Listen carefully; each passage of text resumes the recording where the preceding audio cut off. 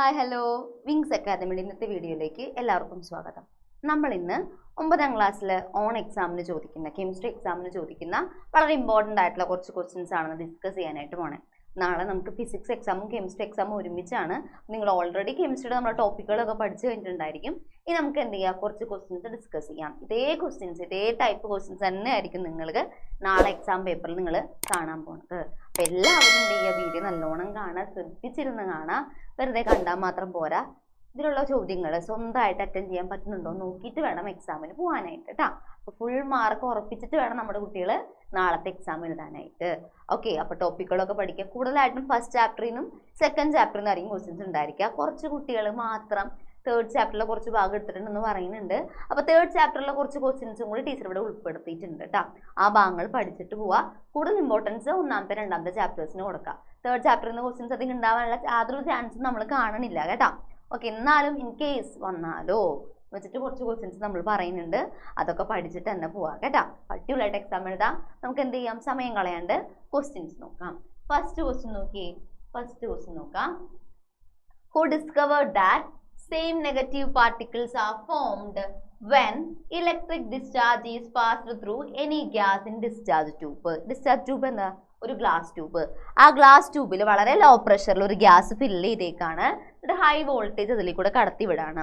അങ്ങനെ ഒരു ഡിസ്ചാർജ് ട്യൂബിൽ കൂടെ ഇലക്ട്രിസിറ്റി കടന്നു പോകുമ്പോൾ നെഗറ്റീവ് ചാർജ് ഉള്ള പാർട്ടിക്കിള് ഉണ്ടാകും എന്ന് കണ്ടുപിടിച്ച സയന്റിസ്റ്റിന്റെ പേരുണ്ട്. നെഗറ്റീവ് ചാർജ്ഡ് പാർട്ടിക്കിൾസ് നമ്മൾ എന്തെന്ന് വിളിക്കുക, ഇലക്ട്രോൺ എന്നാണ് വിളിക്കുക. അപ്പോൾ ഇതൊക്കെ നമ്മൾ പഠിച്ചിട്ടുണ്ട്. ഇപ്പൊ നമുക്കിതൊക്കെ അറിയാം. പറഞ്ഞേ, ഈ നെഗറ്റീവ്ലി ചാർജ്ഡ് പാർട്ടിക്കിൾസ് അവിടെ ഉണ്ടാകും എന്ന് കണ്ടുപിടിച്ച സയന്റിസ്റ്റിന്റെ പേര് എന്താണ്? ജെ തോംസൺ ആണ് കേട്ടോ. അപ്പൊ ജെ തോംസൺ ആണ് നെഗറ്റീവ് ചാർജ് കണ്ടുപിടിച്ചത്. സയന്റിഫിക് ആയിട്ട് അത് പ്രൂവ് ചെയ്തത്, നെഗറ്റീവ് ചാർജിന്റെ പ്രസൻസ് സയന്റിഫിക്കലി പ്രൂവ് ചെയ്ത സയന്റിസ്റ്റിന്റെ പേരാണ് എന്ത്? J Thomson. ഇവിടെ ചോദിച്ചിട്ടുള്ള ജെ തോമസൺ ആണ്. അപ്പൊ എന്ത് ചെയ്യാം, അത് മാത്രം ചോദിക്കാൻ പാടുള്ളൊന്നുണ്ടോ? ഇല്ല. പ്രോട്ടോൺ കണ്ടുപിടിച്ച ആളുടെ പേര്, ഇലക്ട്രോൺ കണ്ടുപിടിച്ച ആളുടെ പേര്, ന്യൂട്രോൺ കണ്ടുപിടിച്ച ആളുടെ പേര്, അതേപോലെ ഡിസ്ചാർജ് ട്യൂബ് എക്സ്പെരിമെന്റ് കണ്ടക്ട് ചെയ്ത ചില സയന്റിസ്റ്റുകളുടെ പേര്, ഇതൊക്കെ നമ്മുടെ ടെസ്റ്റിൽ തന്നിട്ടുണ്ട്. ആ എക്സ്പെരിമെന്റിൽ നിന്നൊന്നും അധികം ക്വസ്റ്റ്യൻസ് ഒന്നും ചോദിക്കാൻ വഴിയില്ല. പക്ഷെ നിങ്ങൾ എന്ത് ചെയ്യണം, ആ സയന്റിസ്റ്റുകളുടെ പേരുകൾ പഠിച്ചിട്ട് വേണം പോകാനായിട്ട്. ആര് എന്ത് കണ്ടെത്തി, അല്ലെങ്കിൽ ഓരോ സയന്റിസ്റ്റുകളുടെ പേര്, അവരുടെ കോൺട്രിബ്യൂഷൻ എന്താണെന്നൊക്കെ പഠിച്ചിട്ട് വേണം എക്സാമിന് പോകാനായിട്ട്. അപ്പൊ ഇലക്ട്രോൺ കണ്ടുപിടിച്ച ആളാണ് ആര്? നമ്മുടെ ജെ തോംസൺ.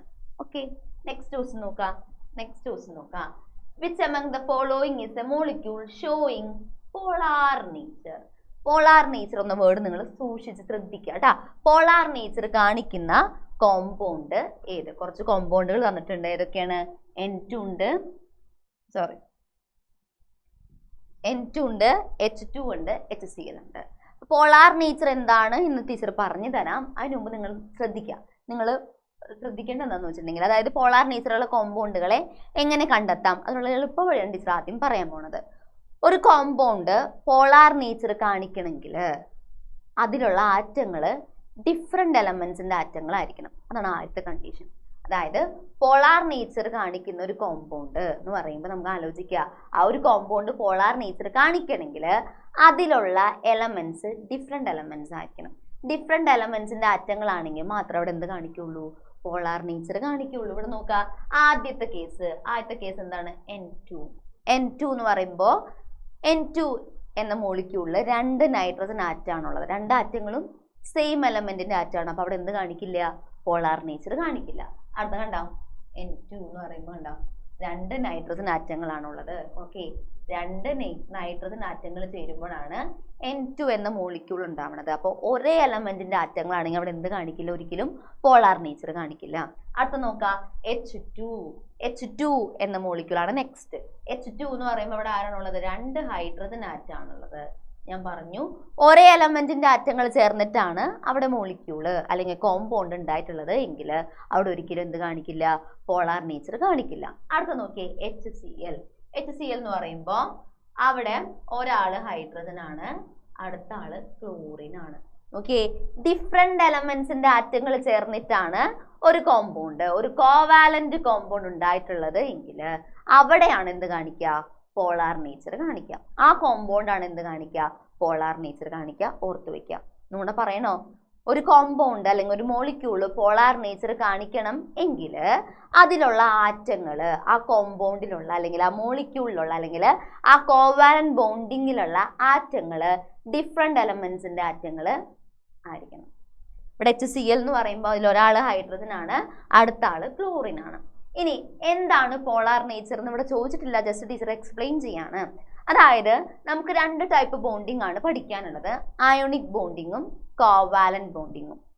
അല്ലെങ്കിൽ രണ്ട് ടൈപ്പ് കോമ്പൗണ്ടുകളെ കുറിച്ചാണ് പഠിക്കാനുള്ളത്, അയോണിക് കോമ്പൗണ്ടും കോവാലന്റ് കോമ്പൗണ്ട്സും.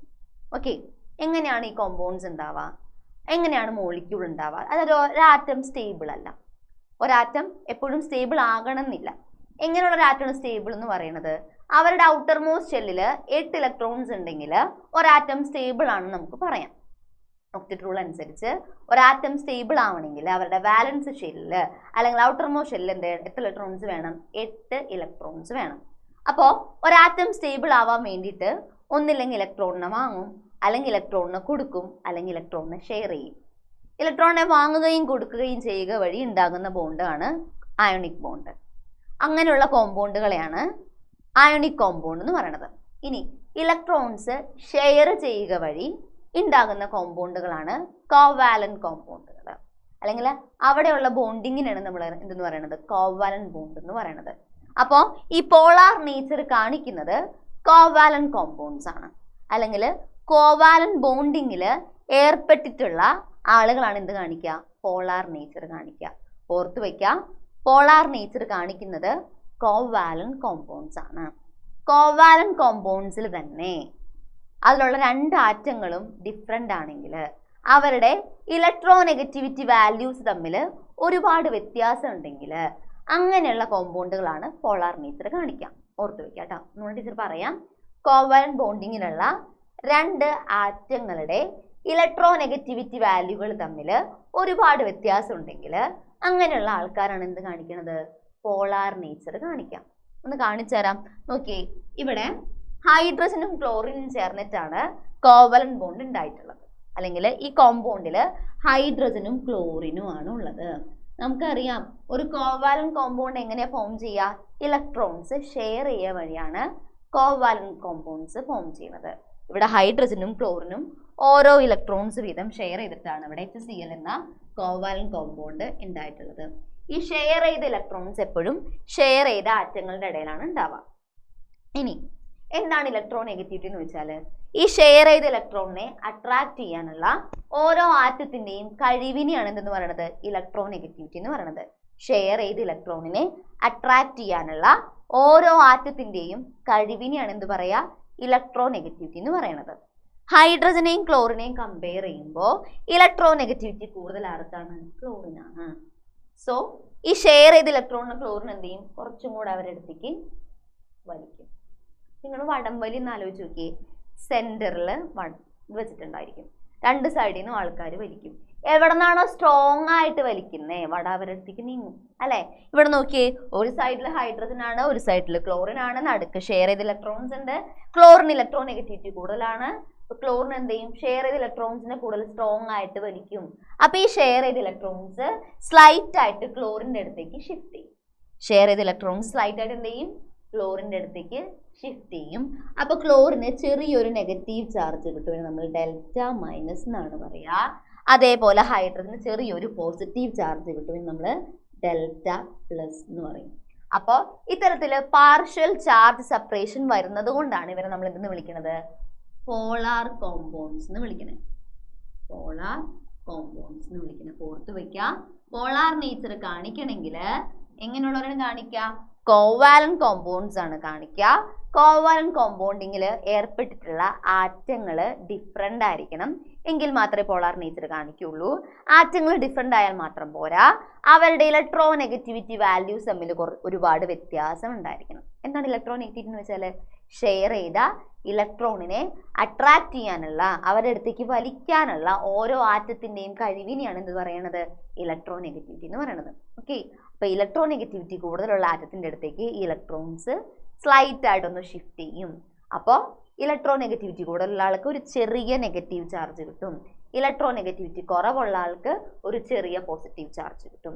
അങ്ങനെ പാർഷ്യൽ ചാർജ് വരുന്ന കോമ്പൗണ്ടുകളാണ് നമ്മൾ ഇതെന്ന് വിളിക്കുന്നത് പോളാർ കോമ്പൗണ്ട് എന്ന് വിളിക്കുന്നത്. ഓർത്ത് വെക്കുക കേട്ടോ.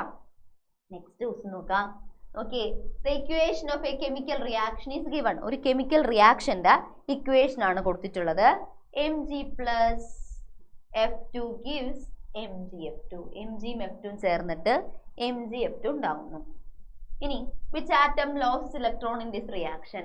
ഇവിടെ ഏത് ആറ്റം ആണ് ഇലക്ട്രോണിന് വിട്ടുകൊടുക്കുന്നത്? നോക്കിയേ, Mg യുടെ ഇലക്ട്രോണിക് കോൺഫിഗറേഷൻ തന്നിട്ടുണ്ട്. നോക്കാം, എന്താണ് 2,8,2. ഫ്ലൂറിന്റെ ഇലക്ട്രോണിക് കോൺഫിഗറേഷൻ, ഇലക്ട്രോൺ കോൺഫിഗറേഷൻ തന്നിട്ടുണ്ട്. എന്താണ് 2,7. ഇനി എന്ത് ചെയ്യണം? ഇങ്ങനെ ഒരു ക്വസ്റ്റ്യൻ വരുമ്പോൾ ആരാണ് ഇലക്ട്രോണിനെ വിട്ടുകൊടുത്തത് അല്ലെങ്കിൽ ആരാണ് ഇലക്ട്രോണിനെ വാങ്ങിയത് എന്നൊരു ചോദ്യം വന്നാൽ ആദ്യം തന്നെ ഓരോ എലമെന്റ്സിന്റെയും ആറ്റങ്ങളുടെ ഇലക്ട്രോൺ കോൺഫിഗറേഷൻ എഴുതാം. എന്നിട്ട് എന്ത് ചെയ്യണം? ഇവർ സ്റ്റേബിൾ ആണോ എന്ന് നോക്കണം. നോക്കി, ആദ്യം നമുക്ക് മെഗ്നീഷ്യം സ്റ്റേബിൾ ആണോ നോക്കാം. മെഗ്നീഷ്യം സ്റ്റേബിൾ ആണോ? ഒരാറ്റം സ്റ്റേബിൾ ആവണമെങ്കിൽ, അവരുടെ സ്ഥിരതയുള്ളതാകണമെങ്കിൽ അവരുടെ ഔട്ടർ മോസ്റ്റ് ഷെല്ലിൽ 8 ഇലക്ട്രോൺസ് വേണം. ഔട്ടർ മോസ്റ്റ് ഷെല്ലിനെ നമ്മൾ വാലൻസ് ഷെൽ എന്ന് പറയും. ഓക്കെ, ബാഹ്യതമ ഷെൽ എന്ന് മലയാളത്തിൽ പറയും. ഓക്കെ, ഔട്ടർ മോസ്റ്റ് ഷെല്ലിൽ 8 ഇലക്ട്രോൺസ് ഉണ്ടെങ്കിൽ അങ്ങനെയുള്ള കോൺഫിഗറേഷൻ നമ്മൾ ഒക്ടറ്റ് ഇലക്ട്രോൺ കോൺഫിഗറേഷൻ എന്ന് പറയുന്നത്. ഒക്ടറ്റ് ഇലക്ട്രോൺ കോൺഫിഗറേഷൻ ഉള്ള എലമെന്റ്സ് ആണ് സ്റ്റേബിൾ ആയിട്ടുള്ള എലമെന്റ്സ് അല്ലെങ്കിൽ സ്റ്റേബിൾ ആയിട്ടുള്ള ആറ്റങ്ങൾ. ഓക്കെ, അപ്പൊ സ്റ്റേബിൾ ആവണമെങ്കിൽ ഇതൊന്നും വേണ്ടത്ര ആലോചിച്ചാൽ മതി. സ്റ്റേബിൾ ആവണമെങ്കിൽ ഔട്ടർ മോസ്റ്റ് ഷെൽ അല്ലെങ്കിൽ വാലൻസ് ഷെല്ലിൽ 8 ഇലക്ട്രോൺസ് വേണം. മെഗ്നീഷ്യത്തിന്റെ ഔട്ടർ മോസ്റ്റ് ഷെല്ലിൽ 8 ഇലക്ട്രോൺസ് ഉണ്ടോ? ഇല്ല, 6 ഇലക്ട്രോൺസേ ഉള്ളൂ. അതായത് മെഗ്നീഷ്യം സ്റ്റേബിൾ അല്ല. മെഗ്നീഷ്യം സ്റ്റേബിൾ ആവാൻ വേണ്ടിയിട്ട് എന്ത് ചെയ്യും? ഒന്നില്ലെങ്കിൽ 8 ആക്കാൻ എന്ത് ചെയ്യണം? 6 എണ്ണത്തിനെ വാങ്ങണം. അല്ലെങ്കിൽ നോക്കിയേ, ഈ 2 എണ്ണം പോയാലും മെഗ്നീഷ്യത്തിന്റെ ഔട്ടർ മോസ്റ്റ് ഷെല്ലിൽ എത്ര എണ്ണാവും? 8 ഇലക്ട്രോൺ ആവും. അപ്പോൾ മെഗ്നീഷ്യം എന്താവും? സ്റ്റേബിൾ ആവും. നിങ്ങൾ ഇത്ര ആലോചിച്ചാൽ മതി. മെഗ്നീഷ്യം സ്റ്റേബിൾ ആവണമെങ്കിൽ ഒന്നില്ലെങ്കിൽ ഈ ഔട്ടർ മോസ്റ്റ് ഷെല്ലിലുള്ള 2 ഇലക്ട്രോണിനെ കൊടുക്കണം, അല്ലെങ്കിൽ 6 എണ്ണത്തിനെ വാങ്ങണം. 6 എണ്ണത്തിനെ വാങ്ങണേക്കാൾ എളുപ്പം 2 എണ്ണത്തിനെ കൊടുക്കണമാണ്. അപ്പൊ മെഗ്നീഷ്യം എന്താ ചെയ്യുക? മെഗ്നീഷ്യം ഗിവ് ചെയ്യും, 2 ഇലക്ട്രോണിനെ കൊടുക്കും. ഓക്കെ, അപ്പൊ നോക്കിയേ, ആദ്യത്തെ ക്വസ്റ്റിന്റെ ആൻസർ ആയില്ലേ? Which atom losses electron in this reaction? ഈ റിയാക്ഷനിൽ ഇലക്ട്രോണിനെ വിട്ടുകൊടുക്കുന്ന ആറ്റം ആര്? ഏതാറ്റമാണ്? മെഗ്നീഷ്യം ആണ്. ഓക്കെ, ഓക്സിഡേഷനും റിഡക്ഷൻ നമുക്ക് ഇപ്പൊ പഠിക്കാനില്ല, അതുകൊണ്ട് ഞാൻ ആ ക്വസ്റ്റിനിലോട്ട് കടക്കണില്ല കേട്ടോ. ഇനി വിച്ച് ആറ്റം ഗെയിൻ ഇലക്ട്രോൺ? വേറൊരു ക്വസ്റ്റ്യൻ ചോദിക്കാം. Which atom gain electron? ഏതാറ്റമാണ് ഇലക്ട്രോണിനെ വാങ്ങുന്നത്? ഏതാറ്റം ഇലക്ട്രോണിനെ വാങ്ങാം? നോക്കിയേ, ഫ്ലൂറിന്റെ കേസ് നോക്കിയേ. ഫ്ലൂറിൻ സ്റ്റേബിൾ ആണോ? സ്റ്റേബിൾ ആവണമെങ്കിൽ ലാസ്റ്റ് ഷെല്ലില് അല്ലെങ്കിൽ ഔട്ടർ മോസ്റ്റ് ഷെല്ലില് 8 ഇലക്ട്രോൺസ് വേണം. ഫ്ലൂറിന്റെ ഔട്ടർ മോസ്റ്റ് ഷെല്ലില് 7 ഇലക്ട്രോൺസ് ആണുള്ളത്. ഫ്ലൂറിൻ സ്റ്റേബിൾ ആവാൻ വേണ്ടി എന്ത് ചെയ്യും? ഒന്നില്ലെങ്കിൽ എന്ത് ചെയ്യണം? 1 ഇലക്ട്രോണിനെ വാങ്ങണം. 1 ഇലക്ട്രോണും കൂടെ കിട്ടിയാൽ ഫ്ലൂറിൻ സ്റ്റേബിൾ. അപ്പൊ ഫ്ലൂറിൻ എന്ത് ചെയ്യും? ഗെയിൻ ചെയ്യും. ഗെയിൻ ചെയ്യുന്ന വെച്ചാൽ എന്താ? വാങ്ങാം. 8 ഇലക്ട്രോണിനെ വാങ്ങും, 1 ഇലക്ട്രോണിനെ വാങ്ങും. ഓക്കെ, അത്രേ ഉള്ളൂ കേട്ടോ. ഇനി നോക്കിയേ, എത്ര ഇലക്ട്രോണിന് കൊടുക്കണോ അത്രയും പോസിറ്റീവ് ചാർജ് കിട്ടും, എത്ര ഇലക്ട്രോണിനെ വാങ്ങണോ അത്രയും നെഗറ്റീവ് ചാർജ് കിട്ടും. അതായത് ഇലക്ട്രോണിനെ വിട്ടുകൊടുത്ത ആറ്റം പോസിറ്റീവ് ചാർജുള്ള അയോണായിട്ട് മാറും, ഇലക്ട്രോണിനെ വാങ്ങിയ ആറ്റം നെഗറ്റീവ് ചാർജുള്ള അയോണായിട്ട് മാറും. ഓക്കെ, അത് ആലോചിച്ച് വെക്കുക കേട്ടോ. ഇനി നോക്കാം അടുത്ത question. The electronic configuration of oxygen is 2,6. Oxygen usually shows the valency 2. What is the reason? നോക്കിയേ, ഓക്സിജൻ ഇലക്ട്രോണിക് കോൺഫിഗറേഷൻ എന്ന് പറയുന്നത് 2,6 ആണ്. നോക്കാം, ഓക്സിജൻ സ്റ്റേബിൾ ആണോ? അല്ല അല്ലേ. ഓക്സിജൻ സ്റ്റേബിൾ ആവാൻ വേണ്ടി എന്ത് ചെയ്യും? എന്ത് ചെയ്യണം? ഒന്നില്ലെങ്കിൽ 6 എണ്ണത്തിനെ കളയണം, അല്ലെങ്കിൽ 2 എണ്ണത്തിനെ വാങ്ങണം. ഓക്സിജൻ എന്ത് ചെയ്യും? എപ്പോഴും ഓക്സിജൻ സ്റ്റേബിൾ ആവാൻ വേണ്ടിയിട്ട് 2 ഇലക്ട്രോണിനെ വാങ്ങും. ഇനി നോക്കിയേ, oxygen usually shows A valency of 2. What is the reason? Oxygen സാധാരണയായിട്ട് 2 എന്ന സംയോജകതയാണ് കാണിക്കുന്നത്. എന്തുകൊണ്ട്? അപ്പൊ എന്താണ് വാലൻസി എന്ന് വെച്ചാൽ? വാലൻസി അല്ലെങ്കിൽ സംയോജകത എന്ന് വെച്ചാൽ എന്താണ്? ശ്രദ്ധിച്ചിരിക്കുക.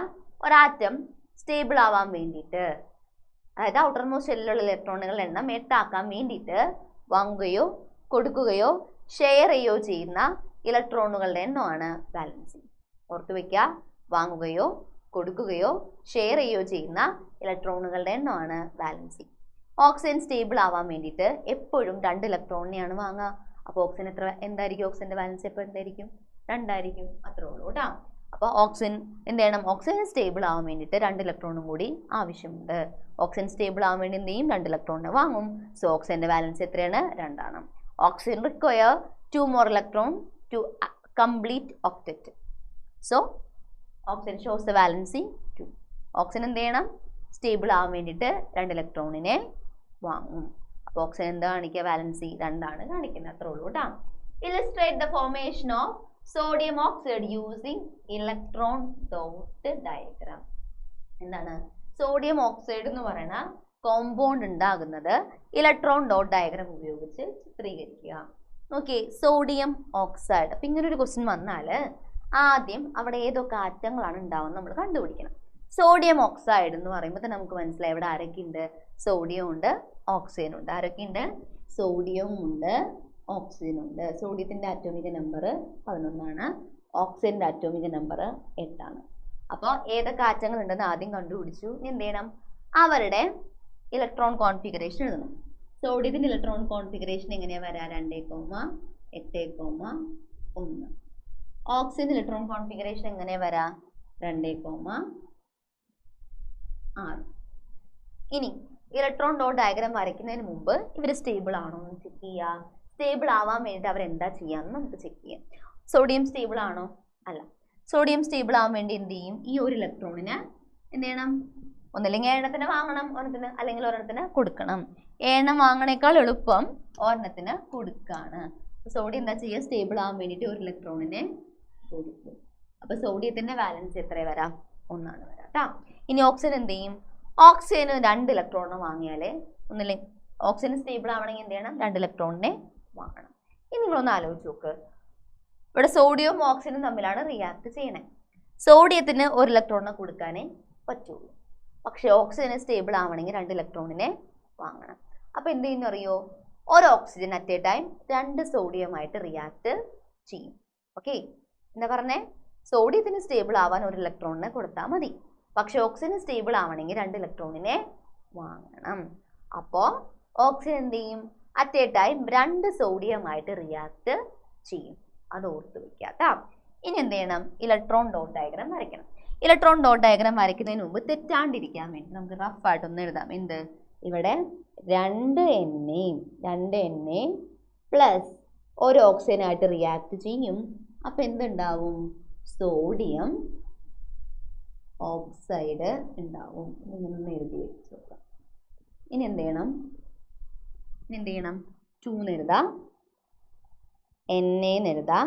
ഇലക്ട്രോൺ ഡോട്ട് ഡയഗ്രാം വരയ്ക്കുമ്പോൾ ഔട്ടർ മോസ്റ്റ് ഷെല്ലിലെ ഇലക്ട്രോണുകൾ എണ്ണം മാത്രം നമ്മൾ വരച്ചാൽ മതി. അപ്പോൾ ആദ്യത്തെ ആറ്റത്തിൻ്റെ സിമ്പൽ എഴുതിയത് Na. നമ്മൾ പറഞ്ഞു അറ്റ് എ ടൈം ഒരു ഓക്സിജൻ 2 സോഡിയമായിട്ട് റിയാക്ട് ചെയ്യും. അതുകൊണ്ടാണ് ഇവിടെ എന്തെന്ന് എഴുതിയേക്കണത്? 2 എന്ന് എഴുതിയേക്കണത്.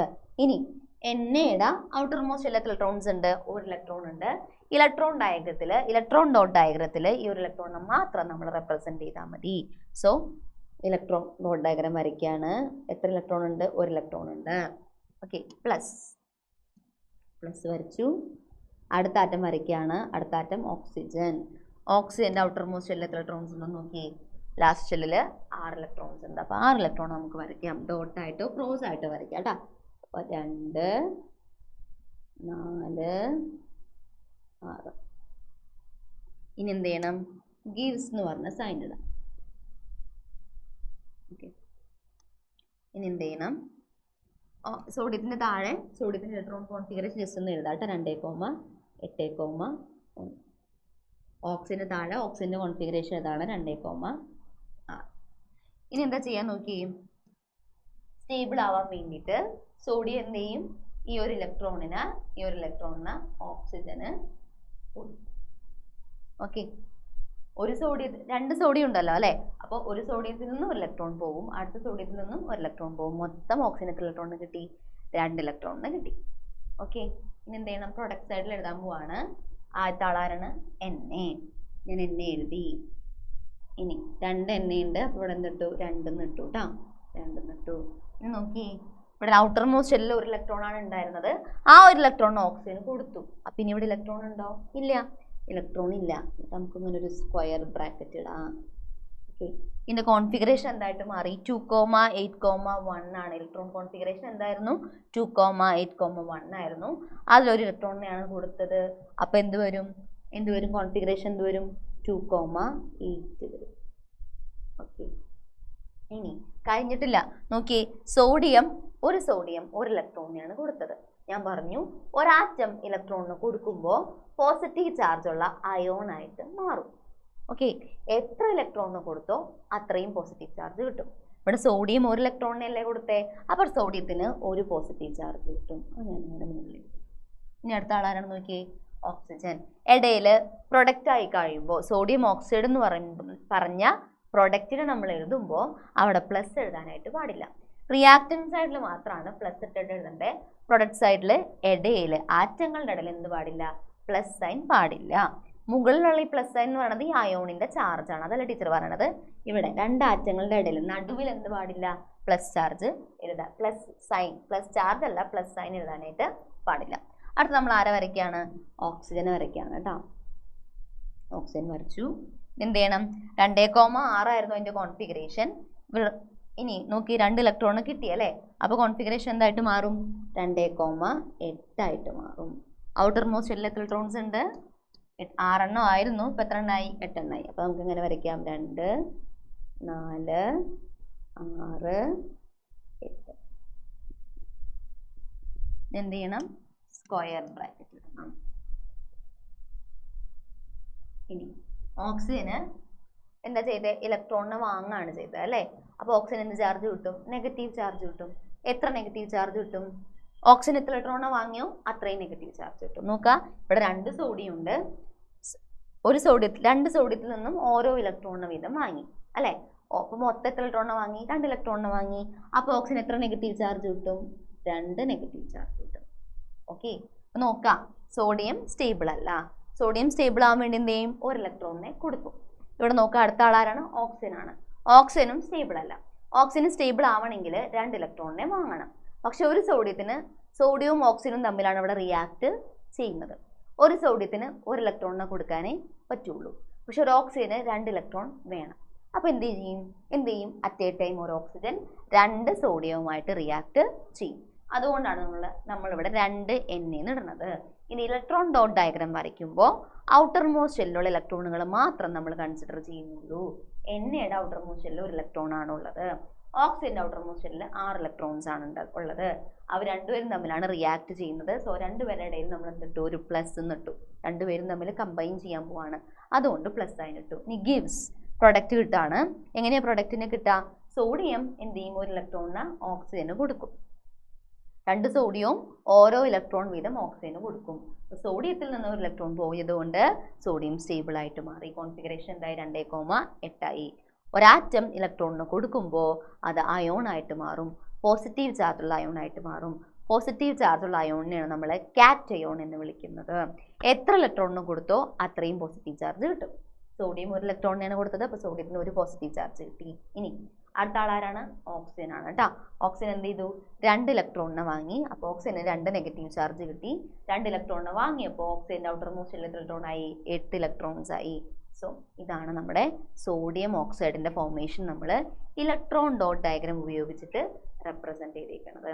നിങ്ങൾ ആലോചിക്കുക, പ്രൊഡക്റ്റ് സൈഡിൽ എഴുതുമ്പോൾ ഇവരുടെ ഇടയിൽ എന്ത് ചെയ്യാൻ പാടില്ല? പോസിറ്റീവ് സൈൻ ഇടാനായിട്ട് പാടില്ല. ഇത് 2 അയോണുകളാണ് കേട്ടോ. പോസിറ്റീവ് അയോൺ ഉണ്ട്. പോസിറ്റീവ് അയോൺ നമ്മൾ കാറ്റയോൺ എന്ന് വിളിക്കും. നെഗറ്റീവ് അയോൺ നമ്മൾ ആനിയോൺ എന്ന് വിളിക്കും. ഓക്കെ, അപ്പോൾ ഇത്തരത്തിൽ ഇലക്ട്രോണുകളുടെ ട്രാൻസ്ഫർ വഴി ഒരാറ്റം ഇലക്ട്രോണിന് കൊടുക്കും, മറ്റേ ആറ്റം ഇലക്ട്രോണിനെ വാങ്ങും. അങ്ങനെ ഇലക്ട്രോൺ ട്രാൻസ്ഫർ വഴി ഫോം ചെയ്യുന്ന ബോണ്ടിനെയാണ് നമ്മൾ എന്തെന്ന് വിളിക്കുന്നത്? അയോണിക് ബോണ്ട് എന്ന് വിളിക്കുന്നത്. ഓക്കെ, അത്തരം കോമ്പൗണ്ടുകളാണ് നമ്മൾ എന്തെന്ന് വിളിക്കുന്നത്? അയോണിക് കോമ്പൗണ്ട് എന്ന് വിളിക്കുന്നത്. അപ്പോൾ ഒരു അയോണിക് കോമ്പൗണ്ടിൽ അതിലുള്ള പോസിറ്റീവ് അയോണിനെയും നെഗറ്റീവ് അയോണിനെയും ഒരുമിച്ച് നിർത്തുന്നത് അവിടെയുള്ള ഇലക്ട്രോസ്റ്റാറ്റിക് ഫോഴ്സ് ഓഫ് അട്രാക്ഷൻ ആണ്. അതിനെക്കുറിച്ചൊന്നും ഡീറ്റെയിൽ ആയിട്ട് ഇവിടെ പറയുന്നില്ല കേട്ടോ. 2 ആറ്റങ്ങൾ തമ്മിൽ ഇലക്ട്രോൺ ട്രാൻസ്ഫർ വഴി ഫോം ചെയ്യുന്ന കോമ്പൗണ്ടുകളാണ് അയോണിക് കോമ്പൗണ്ടുകൾ. അയോണിക് കോമ്പൗണ്ടിൽ പോസിറ്റീവ് ചാർജുള്ള അയോൺ ഉണ്ടായിരിക്കും, നെഗറ്റീവ് ചാർജുള്ള അയോൺ ഉണ്ടായിരിക്കും. പോസിറ്റീവ് അയോൺ നമ്മൾ കാറ്റയോൺ എന്ന് വിളിക്കും, നെഗറ്റീവ് അയോൺ നമ്മൾ ആനയോൺ എന്ന് വിളിക്കും. ഇത്രേ ഉള്ളൂ കേട്ടോ. നെക്സ്റ്റ് ക്വസ്റ്റ്യൻ നോക്കാം. ഒരു ടേബിൾ തന്നിട്ടുണ്ട്. ഇത് മാച്ച് ദ ഫോളോയിങ് ആണ്, മാച്ച് ചെയ്യണം. ആദ്യം നോക്കിയേ നോബിൾ ഗ്യാസ് ആണ്. നോബിൾ ഗ്യാസിന് ഇതിന്റെ ഏതാണ് ചോദിച്ചത് നോക്കാം. എലമെന്റ്സ് ഓഫ് ഗ്രൂപ്പ് 18, 18ാമത്തെ ഗ്രൂപ്പിലുള്ള എലമെന്റ്സിനാണ് നമ്മൾ നോബിൾ ഗ്യാസ് എന്ന് വിളിക്കുന്നത്. ഇനി സിയിൽ നോക്കാം. നോൺ ആസ് റയർ എർത്ത്, അങ്ങനെയാണോ നോബിൾ ഗ്യാസ് അറിയപ്പെടുന്നത്? അല്ല. ഗിവ്സ് കളേർഡ് കോമ്പൗണ്ട് ആണോ? അല്ല. Do not take part in chemical reaction, ശരിയാണ് അല്ലേ. നോബിൾ ഗ്യാസസ് കെമിക്കൽ റിയാക്ഷനിൽ പങ്കെടുക്കില്ല. ഓക്കെ, അപ്പൊ നോബിൾ ഗ്യാസിന്റെ ആവശ്യമുള്ള സാധനങ്ങൾ നമുക്ക് കിട്ടി. അടുത്ത് നോക്കാം ലാന്തനോയിഡ്സ്. എങ്ങനെയുള്ളവരാണ് നമ്മൾ ലാന്തനോയിഡ്സ് എന്ന് പറയാം? Kept as a separate row below the periodic table. Periodic ടേബിളിന് താഴെ സെപ്പറേറ്റ് റോ ആയിട്ട് വെച്ചിട്ടുള്ള ആൾക്കാരെയാണ് നമ്മൾ ലാന്തനോയിഡ്സ് എന്ന് വിളിക്കുന്നത്. ഇനി ലാന്തനോയിഡ്സ് നമ്മൾ എന്ത് പേരിൽ അറിയപ്പെടുന്നു? റെയർ എർത്ത് എന്ന പേരിലും അറിയപ്പെടുന്നുണ്ട്. അതും കിട്ടി. നോക്കാം ട്രാൻസിഷൻ എലമെന്റ്സ്. 3ാമത്തെ ഗ്രൂപ്പ് മുതൽ 12ാമത്തെ ഗ്രൂപ്പ് വരെയുള്ള ആൾക്കാരെയാണ് നമ്മൾ എന്ത് വിളിക്കുന്നത്? ട്രാൻസിഷൻ എലമെന്റ്സ് എന്ന് വിളിക്കുന്നത്. അവരുടെ പ്രത്യേകത എന്താണ്? അവര് കളേർഡ് കോമ്പൗണ്ട് ഉണ്ടാക്കുന്നു, നിറമുള്ള സംയുക്തങ്ങൾ ഉണ്ടാക്കുന്നു. ഓക്കെ, അപ്പൊ നമ്മുടെ പീരിയോഡിക് ടേബിളിന്റെ പ്രോപ്പർട്ടീസ്, പീരിയോഡിക് ടേബിൾ ആരൊക്കെയുണ്ട്, ഓരോ ഗ്രൂപ്പിന്റെയും പ്രത്യേകമായിട്ടുള്ള പേരുകൾ എന്ത്, പ്രത്യേകമായിട്ടുള്ള പ്രോപ്പർട്ടീസ് ഉണ്ട്, ഇതൊക്കെ നിങ്ങൾ പഠിച്ചു വെച്ചോളണം കേട്ടാ. ടെക്സ്റ്റ് ബുക്ക് നല്ലോണം വായിക്കാം. അത് നോക്കാം.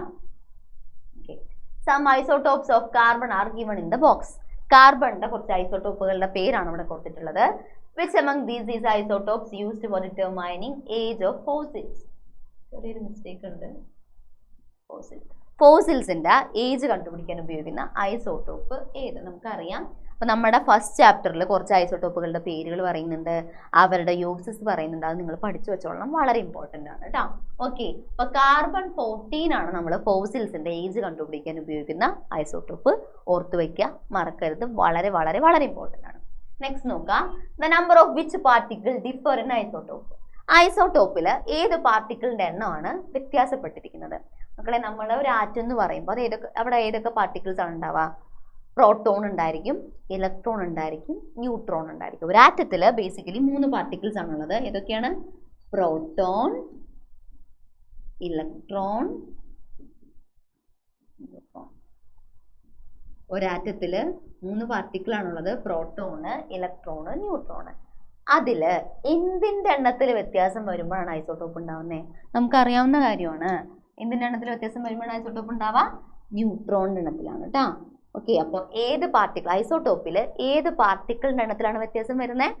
ന്യൂട്രോണിന്റെ എണ്ണത്തിലാണ്, മറക്കരുത് കേട്ടോ. അപ്പോൾ ഐസോടോപ്പ് ഉണ്ടാവാൻ കാരണം ന്യൂട്രോണിന്റെ എണ്ണത്തിലുള്ള വ്യത്യാസമാണ്. ഓർത്തു വെച്ചേക്കണം, മറക്കരുത്. ഓക്കെ, നെക്സ്റ്റ് ക്വസ്റ്റ്യൻ നോക്കാം. Which isotope of carbon is used to study the metabolic activity in plants and animals? പ്ലാന്റ്സിന്റെയും അനിമൽസിന്റെയും സെല്ലിൽ നടക്കുന്ന മെറ്റബോളിക് ആക്ടിവിറ്റീസിനെ കുറിച്ച് പഠിക്കാനായിട്ട് ഉപയോഗിക്കുന്ന ഐസോടോപ്പ് ഏത്? ഏത് ഐസോടോപ്പാണ്? ഏത് ഐസോടോപ്പാണ്? കാർബൺ 13 ആണ് കേട്ടോ. ഏത് ഐസോടോപ്പാണ്? കാർബൺ 13 ആണ്. അപ്പോൾ കാർബൺ 12ന്റെ ഒരു ക്വസ്റ്റിനും വന്നില്ല അല്ലേ? ഞാൻ പറഞ്ഞുതരാലോ. ഏറ്റവും അബണ്ടന്റ് ആയിട്ടുള്ള കാർബൺ ഐസോടോപ്പാണ് കാർബൺ 12. അതേപോലെ ഏറ്റവും സ്റ്റേബിൾ ആയിട്ടുള്ള കാർബൺ ഐസോടോപ്പാണ് കാർബൺ 12 കേട്ടോ. ഓക്കെ, പിന്നെ ചിലപ്പോൾ ചോദിക്കും റേഡിയോ ആക്റ്റീവ് ആയിട്ടുള്ള കാർബൺ ഐസോടോപ്പ് ഏതാണ്? കാർബൺ 14 ആണ്. ഓക്കെ, അപ്പോൾ ഐസോടോപ്പിന്റെ പോർഷൻ നല്ലോണം വായിക്കുക. അവിടെ നിന്ന് 1 വേർഡ് ആയിട്ടാണെങ്കിലും മാച്ച് ദ ഫോളോയിങ് ആയിട്ടാണെങ്കിലും ക്വസ്റ്റ്യൻസ് എപ്പോഴും ചോദിക്കാറുണ്ട്. അപ്പോൾ അത് പഠിക്കാണ്ട് നിങ്ങൾ പോകാനായിട്ട് പാടില്ല കേട്ടോ. Next, the most electronegative element is chlorine, fluorine, helium, sodium. നമ്മുടെ പീരിയോഡിക് ടേബിളിൽ ഏറ്റവും ഇലക്ട്രോനെഗറ്റിവിറ്റി ഉള്ള എലമെന്റ് ഏത്? അതായത് വേരിയസ് എലമെന്റ്സിന്റെ ഇലക്ട്രോനെഗറ്റിവിറ്റിനെ കമ്പയർ ചെയ്യുന്നതിന് വേണ്ടിയിട്ട് ഒരു ഇലക്ട്രോനെഗറ്റിവിറ്റി സ്കെയിൽ കൊണ്ടുവന്നിട്ടുണ്ട്. ആ സ്കെയിൽ അനുസരിച്ച് 0 മുതൽ 4 വരെയുള്ള വാല്യൂസ് ആണ് നമ്മൾ ഇലക്ട്രോനെഗറ്റിവിറ്റി കൊടുത്തിട്ടുള്ളത്. അപ്പോൾ അതിൽ ഏറ്റവും കൂടുതൽ ഇലക്ട്രോനെഗറ്റിവിറ്റി ഉള്ള എലമെന്റ് എന്ന് പറയുന്നത്, ഏറ്റവും കൂടുതൽ ഇലക്ട്രോനെഗറ്റിവിറ്റി ഉള്ള എലമെന്റ് ആണ് നമ്മുടെ ഫ്ലോറിൻ. നിങ്ങൾ ഇത്ര ആലോചിച്ചാൽ മതി. നമ്മുടെ പീരിയോഡിക് ടേബിളിൽ ഇടത്ത് നിന്ന് വലത്തോട്ട് പോകുന്നോറും ലെഫ്റ്റിൽ നിന്ന് റൈറ്റിലോട്ട് പോകുന്നോറും ഇലക്ട്രോനെഗറ്റിവിറ്റി കൂടി കൂടി വരും. എന്താ ഇലക്ട്രോനെഗറ്റിവിറ്റി എന്ന് വെച്ചാൽ, ഒരു കോവാലന്റ് കോമ്പൗണ്ടിൽ അല്ലെങ്കിൽ ഒരു കോവാലന്റ് ബോണ്ട് ഫോം ചെയ്തിട്ടുള്ള 2 ആറ്റങ്ങൾക്കിടയിൽ ആ ഷെയർ ചെയ്ത ഇലക്ട്രോണിനെ അട്രാക്ട് ചെയ്യാനുള്ള ഓരോ ആറ്റത്തിൻ്റെയും കഴിവിനെയാണ് എന്ന് പറയാ ഇലക്ട്രോനെഗറ്റിവിറ്റി എന്ന് പറയാം. ഷെയർ ചെയ്ത ഇലക്ട്രോണിനെ അട്രാക്ട് ചെയ്യാനുള്ള ഓരോ ആറ്റത്തിൻ്റെയും കഴിവിനെയാണ് എന്ത് പറയണത്? ഇലക്ട്രോനെഗറ്റിവിറ്റി എന്ന് പറയണത്. ഓക്കെ, അപ്പോൾ ഇലക്ട്രോനെഗറ്റിവിറ്റി ഏറ്റവും കൂടുതലുള്ളത് 17ാമത്തെ ഗ്രൂപ്പിനാണ്. 18ാമത്തെ ഗ്രൂപ്പ് ഓൾറെഡി സ്റ്റേബിൾ സ്റ്റേബിൾ ആയതുകൊണ്ട് അവർ എന്ത് ചെയ്യില്ല, ഇലക്ട്രോൺ അട്രാക്ട് ചെയ്യാനുള്ള ഒരു ടെൻഡൻസി ഒന്നും കാണിക്കില്ല. അപ്പോൾ ഓർത്ത് വെക്കുക, ഏറ്റവും കൂടുതൽ ഇലക്ട്രോനെഗറ്റിവിറ്റി വരുന്നത് 17ാമത്തെ ഗ്രൂപ്പിലാണ്. അതിന് തന്നെ മുകളിൽ നിന്ന് താഴേക്ക് വരുന്നതോറും ഇലക്ട്രോനെഗറ്റിവിറ്റിയുടെ വാല്യൂ കുറഞ്ഞു വരും. അപ്പോൾ നമ്മുടെ പീരിയോഡിക് ടേബിളിൽ ഏറ്റവും കൂടുതൽ ഇലക്ട്രോനെഗറ്റിവിറ്റി ഉള്ള എലമെന്റ് എന്ന് പറയുന്നത് നമ്മുടെ ഫ്ലൂറിൻ ആണ് കേട്ടോ. നമ്മുടെ പീരിയോഡിക് ടേബിളിൽ ഇലക്ട്രോനെഗറ്റിവിറ്റി ഏറ്റവും ഹയസ്റ്റ് ഇലക്ട്രോനെഗറ്റിവിറ്റി വരുന്ന എലമെന്റ് ഫ്ലൂറിൻ ആണ്, ഓർത്ത് വെക്കുക കേട്ടോ. ഏറ്റവും കൂടുതൽ ഇലക്ട്രോനെഗറ്റിവിറ്റി ഉള്ള എലമെന്റ് ആണ് ഫ്ലൂറിൻ. അപ്പോൾ ക്വസ്റ്റ്യൻ നോക്കാം. What happens to the size of the atom while we go from left to right in a period, explain. നമ്മുടെ പീരിയോഡിക് ടേബിളിൽ ലെഫ്റ്റിൽ നിന്ന് റൈറ്റിലോട്ട് പോകുന്നതോറും ആറ്റത്തിന്റെ സൈസിന് എന്ത് വ്യത്യാസമാണ് സംഭവിക്കുന്നത്? നമ്മൾ ഓർത്ത് വെക്കുക, ഒരാറ്റത്തിന്റെ സൈസിനെ ഡിപ്പെൻഡ് ചെയ്യുന്ന രണ്ട് ഫാക്ടേഴ്സ് ആണ്. ഒന്ന് ന്യൂക്ലിയർ ചാർജ്, ആദ്യത്തെ ഫാക്ടർ ആണ് എന്ത്? Nuclear charge. രണ്ടാമത്തെ ഫാക്ടർ ആണ് നമ്പർ ഓഫ് ഷെൽസ്. ഓക്കെ, അപ്പോൾ ഒരാറ്റത്തിന്റെ സൈസിനെ ഡിപ്പെൻഡ് ചെയ്യുന്ന രണ്ട് ഫാക്ടേഴ്സ് ആണ് എന്ത്? ഒന്ന് ന്യൂക്ലിയർ ചാർജ്, രണ്ടാമത് എന്ത്? Number of shells. ഓക്കെ, അപ്പോൾ ഒരു പീരിയോഡിക് ടേബിളിൽ ഒരു പീരീഡിൽ ലെഫ്റ്റിൽ നിന്ന് റൈറ്റിലോട്ട് പോകുന്തോറും ന്യൂക്ലിയർ ചാർജ് ഇൻക്രീസ് ചെയ്യും. പക്ഷേ ഷെല്ലുകളുടെ എണ്ണത്തിൽ യാതൊരു ചേഞ്ചും ഉണ്ടാവുന്നില്ല. അതായത് ഒരേ പീരീഡിൽ വരുന്ന എല്ലാവരുടെയും ഷെല്ലുകളുടെ എണ്ണം സെയിം ആണ്. ഓക്കെ, അപ്പോൾ ന്യൂക്ലിയസ് ചുറ്റുമുള്ള ഇലക്ട്രോണിനെ അല്ലെങ്കിൽ ഔട്ടർ മോസ്റ്റ് ഷെല്ലിലുള്ള ഇലക്ട്രോണിനെ അട്രാക്ട് ചെയ്യുന്നതിനുള്ള ആ ന്യൂക്ലിയസിന്റെ കഴിവ് അല്ലെങ്കിൽ അട്രാക്ട് ചെയ്യുന്ന ആ ഫോഴ്സ് കൂടും. എന്താ പറഞ്ഞേ? ന്യൂക്ലിയർ ചാർജ് കൂടുന്നതനുസരിച്ച് ഷെല്ലുകളുടെ എണ്ണത്തിൽ ഒരു വ്യത്യാസം ഉണ്ടാവുന്നില്ല. അതുകൊണ്ട് ന്യൂക്ലിയസ് ഔട്ടർ മോസ്റ്റ് ഷെല്ലിലുള്ള ഇലക്ട്രോണിനെ കൂടുതൽ സ്ട്രോങ് ആയിട്ട് അട്രാക്ട് ചെയ്യും. അതിന്റെ ഫലമായിട്ട് ആറ്റത്തിന്റെ സൈസ് കുറയും. അപ്പൊ ലെഫ്റ്റ് ടു റൈറ്റ് മൂവ് ചെയ്യുമ്പോൾ ആറ്റത്തിന്റെ സൈസ് കുറയും. കാരണം എന്താ? ന്യൂക്ലിയർ ചാർജ് ഇൻക്രീസ് ചെയ്യും, പക്ഷെ ഷെല്ലുകളുടെ ഇടത്തിൽ വ്യത്യാസം ഉണ്ടാവുന്നില്ല. അതുകൊണ്ട് ന്യൂക്ലിയസ് കൂടുതൽ സ്ട്രോങ് ആയിട്ട് ഔട്ടർ മോസ്റ്റ് ഷെല്ലിലുള്ള ഇലക്ട്രോണിനെ അട്രാക്ട് ചെയ്യും. അതുകൊണ്ട് ആറ്റത്തിന്റെ സൈസ് കുറയുന്നു. അപ്പൊ എന്താണ് സംഭവിക്കുന്നത് ആദ്യം എഴുതണം, കാരണം എഴുതണം, എന്നാലേ 2 മാർക്ക് നമുക്ക് കിട്ടുള്ളൂ കേട്ടോ. നെക്സ്റ്റ് ക്വസ്റ്റ്യൻ നോക്കാം. Write the electron configuration of neon and find it's group number. Okay, neon എന്ന് പറയുമ്പോൾ ആറ്റോമിക് നമ്പർ 10 ആണ്. അപ്പൊ നിയോണിന്റെ ആറ്റോമിക് നമ്പർ എത്രയാണ്? 10. ഇലക്ട്രോൺ കോൺഫിഗറേഷൻ എങ്ങനെയാ വരാ? 2,8. എന്താ കണ്ടുപിടിക്കണ്ടേ? ഗ്രൂപ്പ് കണ്ടുപിടിക്കണം. ഗ്രൂപ്പ് കണ്ടുപിടിക്കാൻ പറഞ്ഞാൽ നമ്മൾ എന്താ ചെയ്യാ? ഔട്ടർ മോസ്റ്റ് ഷെല്ലിലുള്ള ഇലക്ട്രോണുകളുടെ എണ്ണം നോക്കാം. ഔട്ടർ മോസ്റ്റ് ഷെല്ലിലുള്ള ഇലക്ട്രോണുകളുടെ എണ്ണം 1 ആണെങ്കിൽ ഗ്രൂപ്പ് നമ്പർ 1, 2 ആണെങ്കിൽ ഗ്രൂപ്പ് നമ്പർ 2. 2നേക്കാളും വലിയ ഏത് വാല്യൂ വന്നാലും ഗ്രൂപ്പ് നമ്പർ കണ്ടുപിടിക്കാൻ എന്താ ചെയ്യണ്ടേ? ഔട്ടർ മോസ്റ്റ് ഷെല്ലിലുള്ള ഇലക്ട്രോണുകളുടെ എണ്ണത്തിനോട് 10 കൂട്ടണം. ഇവിടെ 8 അല്ലേ? അപ്പൊ 8 + 10 എത്ര കിട്ടും? 18 ആണ് കിട്ടുക കേട്ടോ. അപ്പൊ ഈ നിയോൺ എന്ന് പറയുന്നത് നമ്മുടെ 18ാമത്തെ ഗ്രൂപ്പിലുള്ള എലമെന്റ് ആണ്. നെക്സ്റ്റ് ക്വസ്റ്റ്യൻ നോക്കാം. Does this element generally take part in chemical reaction? Why?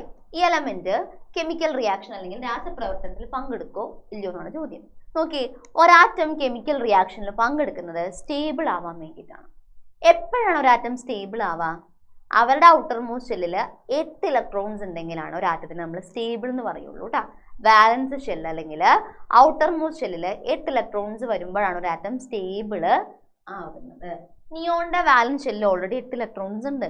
നോക്കി, ഒരാൾ ഭക്ഷണം കഴിച്ച് വയറ് നിറഞ്ഞിരിക്കുമോ പിന്നെയും ഭക്ഷണം കഴിക്കുമോ? ഇല്ല അല്ല. അതേപോലെ നിയോണിന്റെ ഔട്ടർ മോസ്റ്റ് ഷെല്ലിൽ 8 ഇലക്ട്രോൺസ് ഉണ്ട്. അത് നിയോൺ ഓൾറെഡി സ്റ്റേബിൾ ആണ്. ഓൾറെഡി സ്റ്റേബിൾ ആയതുകൊണ്ട് തന്നെ അവരെന്ത് ചെയ്യില്ല? കെമിക്കൽ റിയാക്ഷനിൽ പങ്കെടുക്കില്ല. Okay, next. An element in 11th group contains electrons in 4 shells. 11ാമത്തെ ഗ്രൂപ്പിലുള്ള എലമെന്റിന്റെ 4 ഷെല്ലുകളിലാണ് ഇലക്ട്രോൺസ് ഉള്ളത്. അതിന്റെ അർത്ഥം എന്താ? ഈ എലമെന്റിന് എത്ര ഷെല്ലുകൾ ഉണ്ട്? Number of shells. ഈ എലമെന്റിൽ എത്ര ഷെല്ലുണ്ട്? 4 ഷെല്ലിൽ ഇലക്ട്രോൺസ് ഉണ്ട് എന്ന് വെച്ചാൽ എന്താ അർത്ഥം? 4 ഷെല്ലുകളാണ് ഈ എലമെന്റിന് ഉള്ളത്. ആദ്യത്തെ ക്വസ്റ്റ്യൻ നോക്കാം. To which period does this element belong? ഈ എലമെന്റ് ഏത് പീരീഡിലാണ് വരുന്നത്? നമുക്കറിയാം, ഷെല്ലുകളുടെ എണ്ണം തന്നെയാണ് പീരീഡ് നമ്പർ. ഇവിടെ 4 ഷെല്ലുണ്ട്. അതിനർത്ഥം എന്താ? 4ാമത്തെ പീരീഡിലുള്ള എലമെന്റ് ആണ്. അടുത്ത് നോക്കാം. Name the family of this element. ഈ എലമെന്റിന്റെ ഫാമിലിയുടെ പേരെഴുതാൻ നമുക്കറിയാം. നമ്മൾ ഗ്രൂപ്പ് നമ്പർ വെച്ചിട്ടാണ് ഫാമിലിയുടെ പേര് പഠിച്ചിട്ടുള്ളത് അല്ലേ? 1ാമത്തെ ഗ്രൂപ്പ് ആണെങ്കിൽ ആൽക്കലി മെറ്റൽസ്, 2ാമത്തെ ഗ്രൂപ്പ് ആണെങ്കിൽ ആൽക്കലൈൻ എർത്ത് മെറ്റൽസ്, 3 മുതൽ 12 വരെയുള്ള ഗ്രൂപ്പുകളുള്ള ആൾക്കാരാണെങ്കിൽ അവരെ നമ്മൾ എന്തെന്ന് വിളിക്കും? ട്രാൻസിഷൻ എലമെന്റ്സ് എന്ന് വിളിക്കും അല്ലേ? അപ്പൊ നോക്കി, ഈ പറയുന്ന എലമെന്റ് 11ാമത്തെ ഗ്രൂപ്പിലുള്ള എലമെന്റ് ആണ്. 11ാമത്തെ ഗ്രൂപ്പിലുള്ള എലമെന്റ് ആയതുകൊണ്ട് നമുക്ക് എന്തെന്ന് വിളിക്കാം? ട്രാൻസിഷൻ എലമെന്റ്സ് എന്ന് വിളിക്കുക. അപ്പോൾ ഓരോ എലമെന്റിന്റെ അല്ലെങ്കിൽ ഓരോ ഗ്രൂപ്പിന്റെ പേര് പഠിച്ചു വെക്കണം കേട്ടാ. എല്ലാ ഗ്രൂപ്പിന്റെ പേരും പഠിച്ചു വെച്ചോളണം. നെക്സ്റ്റ് നോക്കാം. Write any two property of this element of this family. ഈ ഫാമിലിയിൽ പെടുന്ന എലമെന്റ്സിന്റെ ഏതെങ്കിലും രണ്ട് പ്രോപ്പർട്ടി പഠിക്കുക. അപ്പോൾ ട്രാൻസിഷൻ എലമെന്റ്സിന്റെ ആയാലും മെയിൻ ഗ്രൂപ്പ് എലമെന്റ്സിന്റെ ആയാലും പ്രോപ്പർട്ടീസ് അല്ലെങ്കിൽ ക്യാരക്ടറിസ്റ്റിക്സ് നമ്മുടെ ടെസ്റ്റിലുണ്ട്. ഒരു 4 എണ്ണെങ്കിലും മിനിമം പഠിച്ചു വെക്കണം. ബാക്കിയെല്ലാം അറിയണം. എല്ലാ പ്രോപ്പർട്ടീസും അറിഞ്ഞിരിക്കണം. 4 എണ്ണെങ്കിലും പഠിച്ചു വെക്കുക കേട്ടോ. അപ്പൊ നോക്കി, ട്രാൻസിഷൻ എലമെന്റ്സിന്റെ ഏറ്റവും ഇമ്പോർട്ടൻ്റ് ആയിട്ടുള്ള രണ്ട് പ്രോപ്പർട്ടി, ഒന്ന് ദേ ഫോംസ് കളേർഡ് കോമ്പൗണ്ട്, പിന്നെന്താ they show similarity in property not only in group but also in period. അവർ ഗ്രൂപ്പിൽ മാത്രമല്ല പീരീഡിലും എന്ത് കാണിക്കുന്നുണ്ട്, ഒരേ സ്വഭാവം കാണിക്കുന്നുണ്ട്. ഇതെങ്കിലും ഒരു 2 എണ്ണം പഠിച്ചു വെക്കും. ഏറ്റവും സിമ്പിൾ ആയിട്ടുള്ള ദേ ആർ മെറ്റൽസ് അടുത്തൊരു പ്രോപ്പർട്ടിയാണ്. അപ്പൊ ഏറ്റവും സിമ്പിൾ ആയിട്ടുള്ള ഒരു 3-4 എണ്ണം നിങ്ങൾ പഠിച്ചു വെക്കുക കേട്ടോ. നെക്സ്റ്റ് ക്വസ്റ്റ്യൻ നോക്കാം. A part of periodic table is given. Periodic table ഒരു പാർട്ട് ആണ് ഇവിടെ കൊടുത്തിട്ടുള്ളത്. Identify the group to which P13 belong. P13ന്റെ ഗ്രൂപ്പ് കണ്ടുപിടിക്കുക. ഗ്രൂപ്പ് കണ്ടുപിടിക്കാൻ എന്ത് ചെയ്യണം, ഇലക്ട്രോൺ കോൺഫിഗറേഷൻ എഴുതണം. P13 എന്ന് പറയുമ്പോൾ 13 ഇലക്ട്രോൺസ് ആണുള്ളത്. കോൺഫിഗറേഷൻ നിങ്ങൾക്ക് അറിയാലോ, ഇലക്ട്രോണിക് കോൺഫിഗറേഷൻ. കെയിൽ എത്ര എണ്ണം കൊള്ളും, 13 പേരുണ്ട്. 13 പേരും കൂടെ പോവും. കെയിൽ എത്ര പേര് കയറും, 2 പേര് കയറും. ഇനി അടുത്തത് എല്ലോട്ട് പോകുമ്പോൾ എല്ലിൽ എത്ര എണ്ണം കയറും, 8 എണ്ണം കയറും. ബാക്കി എത്ര പേരുണ്ട്, 3 എണ്ണം ഉണ്ട്. അപ്പൊ ഇലക്ട്രോണിക് കോൺഫിഗറേഷൻ വരാ 2,8,3 ആണ്. ഇനി എന്ത് കണ്ടുപിടിക്കാം, ഗ്രൂപ്പ് കണ്ടുപിടിക്കാം. ഗ്രൂപ്പ് കണ്ടുപിടിക്കാൻ പറഞ്ഞാൽ ഔട്ടർ മോസ്റ്റ് ഷെല്ലുള്ള ഇലക്ട്രോണുകളുടെ എണ്ണം നോക്കാം. അത് 1 ആണെങ്കിൽ ഗ്രൂപ്പ് നമ്പർ 1, 2 ആണെങ്കിൽ ഗ്രൂപ്പ് നമ്പർ 2, 2ൽ കൂടുതലുള്ള ഏത് വാല്യൂ വന്നാലും 10 ആഡ് ചെയ്തതിനു ശേഷമാണ് ഗ്രൂപ്പ് നമ്പർ കണ്ടുപിടിക്കുക. അപ്പൊ ഇവിടെ 3 + 10, അപ്പൊ നമുക്ക് എത്ര കിട്ടും, 13 ആണ് കിട്ടുക. ഇവരുടെ ഗ്രൂപ്പ് നമ്പർ 13 ആണ്, കിട്ടിപ്പോയി. Next, write the electronic configuration of the inert gas. Inert gas എന്ന് പറയുമ്പോൾ ഓർക്കുക, ഔട്ടർ മോസ്റ്റ് ഷെല്ലിൽ ഇലക്ട്രോൺസ് ഉണ്ട്. In the period in which P13 is included. P13ന്റെ അതേ പീരീഡിൽ വരുന്ന നോബിൾ ഗ്യാസിന്റെ ഇലക്ട്രോൺ കോൺഫിഗറേഷൻ ആണ് എഴുതാനാണ് പറഞ്ഞിട്ടുള്ളത്. P13ന്റെ അതേ പീരീഡ് എന്ന് വെച്ചാൽ അർത്ഥം, അതായത് P13 എത്ര ഷെല്ലുണ്ടോ അത്രയും ഷെല്ല് തന്നെ ഈ ഇനേർട്ട് ഗ്യാസിനുണ്ട്. ഓക്കെ, നമ്മൾ പഠിച്ചിട്ടുണ്ട് ഒരേ പീരീഡിൽ വരുന്ന എല്ലാവരുടെയും ഷെല്ലുകളുടെ എണ്ണം സെയിം ആണ്. അപ്പോൾ P13ന്റെ അതേ പീരീഡിൽ ഉൾപ്പെടുന്ന നോബിൾ ഗ്യാസിന്റെ ഇലക്ട്രോണിക് കോൺഫിഗറേഷൻ ആണ് നമ്മളോട് എഴുതാൻ പറഞ്ഞിട്ടുള്ളത്. നോബിൾ ഗ്യാസ് എന്ന് പറഞ്ഞപ്പോൾ നമുക്ക് എന്ത് മനസ്സിലായി, ഔട്ടർ മോസ്റ്റ് ഷെല്ല് അല്ലെങ്കിൽ വാലൻസ് ഷെല്ലിൽ ഇലക്ട്രോൺസ് ഉണ്ട്. P13ന്റെ അതേ പീരീഡ് ആണ്. അപ്പൊ നമുക്ക് എന്ത് മനസ്സിലായി, P13ൽ എത്ര ഷെല്ലുണ്ടോ ഈ പറയുന്ന നോബിൾ ഗ്യാസിനും അത്രയും ഷെല്ലുകൾ തന്നെ ഉണ്ടാവും. P13 എത്ര ഷെല്ലുണ്ട്, 3 ഷെല്ലുണ്ട്. അപ്പൊ ഈ പറയുന്ന നോബിൾ ഗ്യാസിന് എത്ര ഷെല്ലുണ്ടാവും, 3 ഷെല്ല് തന്നെ ഉണ്ടാവും. സോ അതിന്റെ ഇലക്ട്രോണിക് കോൺഫിഗറേഷൻ എഴുതാൻ പോണേ, നോക്കാട്ടാ. K 3 ഷെല്ല് എന്ന് പറയുമ്പോൾ ഏതൊക്കെയായിരിക്കും അത്, K ഉണ്ട്, L ഉണ്ട്, M ഉണ്ട്. ഇതൊരു നോബിൾ ഗ്യാസ് ആയതുകൊണ്ട് തന്നെ ലാസ്റ്റ് ഷെല്ലിൽ എത്ര ഇലക്ട്രോൺസ് ഉണ്ടായിരിക്കും, 8 ഇലക്ട്രോൺസ് ഉണ്ടായിരിക്കും. നമ്മൾ പറഞ്ഞു കെയിലോ എല്ലിലോ ഫില്ല് ചെയ്യാണ്ട് എമ്മിലോട്ട് ഇലക്ട്രോൺസ് നടക്കില്ല. അപ്പൊ കെയിൽ എത്ര എണ്ണം വന്നു, 2 എണ്ണം. എല്ലിൽ എത്ര എണ്ണം വന്നു, 8 എണ്ണം. അപ്പോൾ നോബിൾ ഗ്യാസിന്റെ കോൺഫിഗറേഷൻ എങ്ങനെയാ വരാം, 2,8,8. ഓക്കെ, നെക്സ്റ്റ് ക്വസ്റ്റ്യൻ നോക്കാം. ഇതില്ല കേട്ടോ, സി ക്വസ്റ്റ്യൻ നമുക്കില്ല. ഡി ക്വസ്റ്റ്യൻ നോക്കി. Write the electronic configuration of the element Q. Q എന്ന് പറയുന്ന എലമെന്റിന്റെ ഇലക്ട്രോൺ കോൺഫിഗറേഷൻ എഴുതാനാണ് പറഞ്ഞിട്ടുള്ളത്. നോക്കാം, സാധാരണയായിട്ട് ഇലക്ട്രോൺ കോൺഫിഗറേഷൻ എഴുതണമെങ്കിൽ നമുക്ക് എന്തറിയണം, അവരുടെ അറ്റോമിക് നമ്പർ അറിയണം അല്ലെ. അറ്റോമിക് നമ്പർ അറിയണം. അറ്റോമിക് നമ്പർ ഇവിടെ കൊടുത്തിട്ടുണ്ടോ, ക്യൂവിന്റെ അറ്റോമിക് നമ്പർ തന്നിട്ടില്ല. പിന്നെ എങ്ങനെ നമ്മൾ ഇലക്ട്രോൺ കോൺഫിഗറേഷൻ എഴുതാം, നോക്കാം. ക്യൂവിന്റെ മുകളിലും താഴെയുള്ള ആൾക്കാർ നോക്കാം. താഴെ ആരുമില്ല, മുകളിൽ ഒരാളുണ്ട് അല്ലെ, വൈയുടെ അറ്റോമിക് നമ്പർ 6 ആണ് അല്ലെ. അപ്പൊ വൈയുടെ ഇലക്ട്രോൺ കോൺഫിഗറേഷൻ ടീച്ചർ ആദ്യം എഴുതാണ്. വൈയുടെ അറ്റോമിക് നമ്പർ 6 ആണ്. അപ്പൊ വൈയുടെ കോൺഫിഗറേഷൻ എങ്ങനെയാ വരാം, 2,4 എന്നാണ് വരാം. ഈ വൈയുടെ തൊട്ട് താഴെയാണ് നമ്മുടെ ക്യൂ എന്ന് പറയുന്ന എലമെന്റ് കിടക്കണേ. ഇത് തമ്മിൽ എന്തെങ്കിലും ബന്ധമുണ്ടോ നോക്കി. വൈയും ക്യൂവും ഒരേ ഗ്രൂപ്പിൽ വരുന്ന എലമെന്റ്സ് ആണ് അല്ലെ. വൈയും ക്യൂവും ഒരേ ഗ്രൂപ്പിൽ വരുന്ന എലമെന്റ്സ് ആണ്. ഒരേ ഗ്രൂപ്പിൽ വരുന്ന എല്ലാവരുടെയും ഔട്ടർ മോസ്റ്റ് ഷെല്ലിലുള്ള ഇലക്ട്രോണുകളുടെ എണ്ണം സെയിം ആയിരിക്കും. ഒരേ ഗ്രൂപ്പിൽ വരുന്ന എല്ലാവരുടെയും ഔട്ടർ മോസ്റ്റ് ഷെല്ലിലുള്ള ഇലക്ട്രോണുകളുടെ എണ്ണം സെയിം ആയിരിക്കും. ഇവിടെ വൈയുടെ ഔട്ടർ മോസ്റ്റ് ഷെല്ലിൽ 4 ഇലക്ട്രോൺ ഉണ്ട്. അപ്പൊ അതേ ഗ്രൂപ്പിൽ തന്നെ വരുന്ന ക്യൂവിന്റെയും ഔട്ടർ മോസ്റ്റ് ഷെല്ലിൽ എത്ര ഇലക്ട്രോൺസ് വേണം, 4 ഇലക്ട്രോൺസ് തന്നെ വേണം. ഓക്കെ, അപ്പൊ നമ്മുടെ ക്യൂവിന്റെ ഔട്ടർ മോസ്റ്റ് ഷെല്ലിൽ 4 ഇലക്ട്രോൺ നമുക്ക് മനസ്സിലായി. ഇനി അടുത്ത നമുക്ക് അറിയേണ്ടത് ക്യൂവിന് എത്ര ഷെല്ലുണ്ട്. നോക്കിയേ, നമ്മൾ വന്നിട്ടുണ്ട് നമ്മുടെ പീരിയോഡിക് ടേബിളിൽ ഗ്രൂപ്പിൽ മുകളിൽ നിന്ന് താഴേക്ക് വരുന്തോറും ഷെല്ലുകളുടെ എണ്ണം 1 വീതം കൂടി വരും. ഓക്കെ, അതായത് വൈക്ക് 2 ഷെല്ലുണ്ട്. അപ്പൊ തൊട്ട് താഴെ വരുന്ന ക്യൂവിന് എത്ര ഷെൽ ഉണ്ടായിരിക്കും? 3 ഷെൽ ഉണ്ടായിരിക്കും. ക്യൂവിന് എത്ര ഷെൽ ഉണ്ടായിരിക്കും? 3 ഷെൽ ഉണ്ടായിരിക്കും. ഏതൊക്കെയാണത്? K, L, M. അതിൽ എമ്മിൽ എത്ര ഇലക്ട്രോൺ ഉണ്ടെന്ന് അറിയാം? വൈക്ക് 4 ഇലക്ട്രോൺ. വൈയുടെ ഔട്ടർ മോസ്റ്റ് ഷെല്ല് 4 ഇലക്ട്രോൺ ആണ്. സോ തൊട്ട് താഴെ വരുന്ന അതേ ഗ്രൂപ്പിൽ തന്നെയുള്ള എലമെന്റ് ആയ ക്യൂവിന്റെയും ഔട്ടർ മോസ്റ്റ് ഷെല്ലിൽ എത്ര ഇലക്ട്രോൺസ് തന്നെ ഉണ്ടാവും? 4 എണ്ണം ഉണ്ടാവും. എമ്മില് 4 ആണെങ്കിൽ കെയിൽ എത്ര എണ്ണം വരും? 2 എണ്ണം. എൽ എത്ര എണ്ണം വരും? 8 എണ്ണം. അപ്പൊ കോൺഫിഗറേഷൻ എങ്ങനെ വരാം? 2,8,4. അത്രേ ഉള്ളൂ കേട്ടാ, എളുപ്പമാണ്. നമ്മൾ പഠിച്ചിട്ടുള്ള ചില പ്രോപ്പർട്ടികൾ ഓർത്തിട്ടുണ്ടെങ്കിൽ സിമ്പിൾ ആയിട്ട് ഇങ്ങനെയുള്ള ക്വസ്റ്റ്യൻസ് ഒക്കെ നമുക്ക് ആൻസർ ചെയ്യാനായിട്ട് പറ്റും. നെക്സ്റ്റ് ക്വസ്റ്റ്യൻ നോക്കാം. Maximum number of electron that can be accommodated in the outer most shell of an element is. ഒരു എലമെന്റിന്റെ ഔട്ടർ മോസ്റ്റ് ഷെല്ലിൽ അക്കോമഡേറ്റ് ചെയ്യാൻ പറ്റുന്ന മാക്സിമം നമ്പർ ഓഫ് ഇലക്ട്രോൺസ്, ഏറ്റവും കൂടുതൽ അക്കോമഡേറ്റ് ചെയ്യുമ്പോൾ മാക്സിമം എത്ര ഇലക്ട്രോൺസ് അക്കോമഡേറ്റ് ചെയ്യാൻ പറ്റും നമ്മൾ പറഞ്ഞു. ഒരു എലമെന്റിന്റെ ഔട്ടർ മോസ്റ്റ് ഷെല്ലിൽ 8 ഇലക്ട്രോൺസ് ഉണ്ടെങ്കിലാണ് ആ എലമെന്റ് സ്റ്റേബിൾ എന്ന് പറയുന്നത് കേട്ടോ. അപ്പോൾ ഒരു എലമെന്റിന്റെ ഔട്ടർ മോസ്റ്റ് ഷെല്ലിൽ മാക്സിമം 8 ഇലക്ട്രോൺസിനെ വരെ അക്കോമഡേറ്റ് ചെയ്യാനായിട്ട് പറ്റും. നോക്കാം. The elements belonging to 18th group in the periodic table are called. 18th ഗ്രൂപ്പിലുള്ള എലമെന്റ്സ് എന്ത് പേരിലാണ് അറിയപ്പെടുന്നത്? നോബിൾ ഗ്യാസ് എന്ന് പറയും, അല്ലെങ്കിൽ ഇനേർട്ട് ഗ്യാസ് എന്ന് പറയും, അല്ലെങ്കിൽ ഉത്കൃഷ്ടവാതകങ്ങൾ എന്ന് പറയും. നെക്സ്റ്റ് ക്വസ്റ്റ്യൻ നോക്കാം. Electron, J Thomason. ഇലക്ട്രോൺ എന്ന് പറയുന്നത് ഒരു ഫണ്ടമെന്റൽ പാർട്ടിക്കിൾ ആണ് ആറ്റത്തിലുള്ളത്. അതിനെ കണ്ടുപിടിച്ചത് ജെ തോമസനാണ്. അപ്പൊ ആദ്യം തന്നിട്ടുള്ള ആൾക്കാർ തമ്മിലുള്ള ബന്ധം നോക്കാം. അത് മനസ്സിലാക്കിയിട്ട് വേണം അടുത്തത് ഫില്ല് ചെയ്യാനായിട്ട്. അപ്പൊ ഇലക്ട്രോൺ കണ്ടുപിടിച്ച ആളാണ് ജെ തോമസൺ. അപ്പൊ ന്യൂട്രോൺ കണ്ടുപിടിച്ച ആളെ നമ്മൾ എന്തെന്ന്, ആളുടെ പേരെന്താ? James Chadwick. അപ്പൊ ആദ്യത്തെ പറഞ്ഞ ഫില്ലിംഗ് ദ ബ്ലാങ്ക്സ് അല്ലെങ്കിൽ അതിൽ അങ്ങനെയുള്ള ക്വസ്റ്റ്യൻ ആണെങ്കിൽ ഒരെണ്ണം തന്നിട്ടുണ്ടായിരിക്കും, അവർ തമ്മിലുള്ള ബന്ധം നോക്കാം, അതനുസരിച്ചിട്ട് വേണം അടുത്തത് ഫില്ല് ചെയ്യാനായിട്ട്. ഇപ്പോൾ ഇലക്ട്രോൺ നെഗറ്റീവ് ചാർജ്, അപ്പൊ ന്യൂട്രോൺ, ഇങ്ങനത്തെ ന്യൂട്രോൺ നമ്മൾ എങ്ങനെ എഴുതും? ചാർജ്ലെസ് എന്ന് എഴുതും അല്ലെ. അപ്പൊ ആദ്യം തന്നിട്ടുള്ള ആൾക്കാർ ആരൊക്കെയാണോ അവർ തമ്മിലുള്ള കണക്ഷൻ മനസ്സിലാക്കിയതിന് ശേഷമാണ് അടുത്തത് നമ്മൾ ഫില്ല് ചെയ്യേണ്ടത്. നോക്കാം. Symbols of atoms are given. കുറച്ച് ആറ്റത്തിന്റെ സിമ്പിൾ കൊടുത്തിട്ടുണ്ട്, ആ സിമ്പിൾ റിയൽ അല്ല. Which among this is an isotopic pair? Give reason. ഇതിൽ ഐസോട്ടോപ്പ് ഏത്? കാരണം എന്ത്? നമ്മൾ പഠിച്ചിട്ടുണ്ട് എങ്ങനെയുള്ളവരെ നമ്മൾ ഐസോട്ടോപ്പ് എന്ന് പറയാ. Isotopes are atoms of same element with the same atomic number but different mass number. Atomic number same ആയതും mass number different ആയതുമായ ആൾക്കാരെ നമ്മൾ എന്ന് വിളിക്കുന്നത് ഐസോട്ടോപ്പ് എന്ന് വിളിക്കുന്നത്. ഐസോട്ടോപ്പിനെ കണ്ടുപിടിക്കാൻ ഒരു എളുപ്പ വഴിയുണ്ട്. ഈ ഐസോട്ടോപ്പ് എന്ന് പറഞ്ഞ ആൾക്കാരുടെ സിമ്പിൾ സെയിം ആയിരിക്കും. നോക്കിയേ, തന്നിട്ടുള്ളതിൽ അപ്പോൾ ആറ്റോമിക് നമ്പർ സെയിം ആയിട്ടുള്ള ആൾക്കാർ ഏതൊക്കെയാണ്? P8 17, അതേപോലെ P8 16. കണ്ടോ, ഇവിടെ ആറ്റോമിക് നമ്പർ സെയിം ആണ്, മാസ് നമ്പർ ഡിഫറെന്റ് ആണ്, സിമ്പിൾ സെയിം ആണ്. അപ്പോൾ ഇവരാണ് നമ്മുടെ ഐസോട്ടോപ്പ്. അടുത്ത് നോക്കാം. How many neutrons are present in Q? ക്യൂവില് എത്ര ന്യൂട്രോൺസ് ഉണ്ട്? ന്യൂട്രോൺസിന്റെ എണ്ണം എങ്ങനെയാണ് കണ്ടുപിടിക്കുക?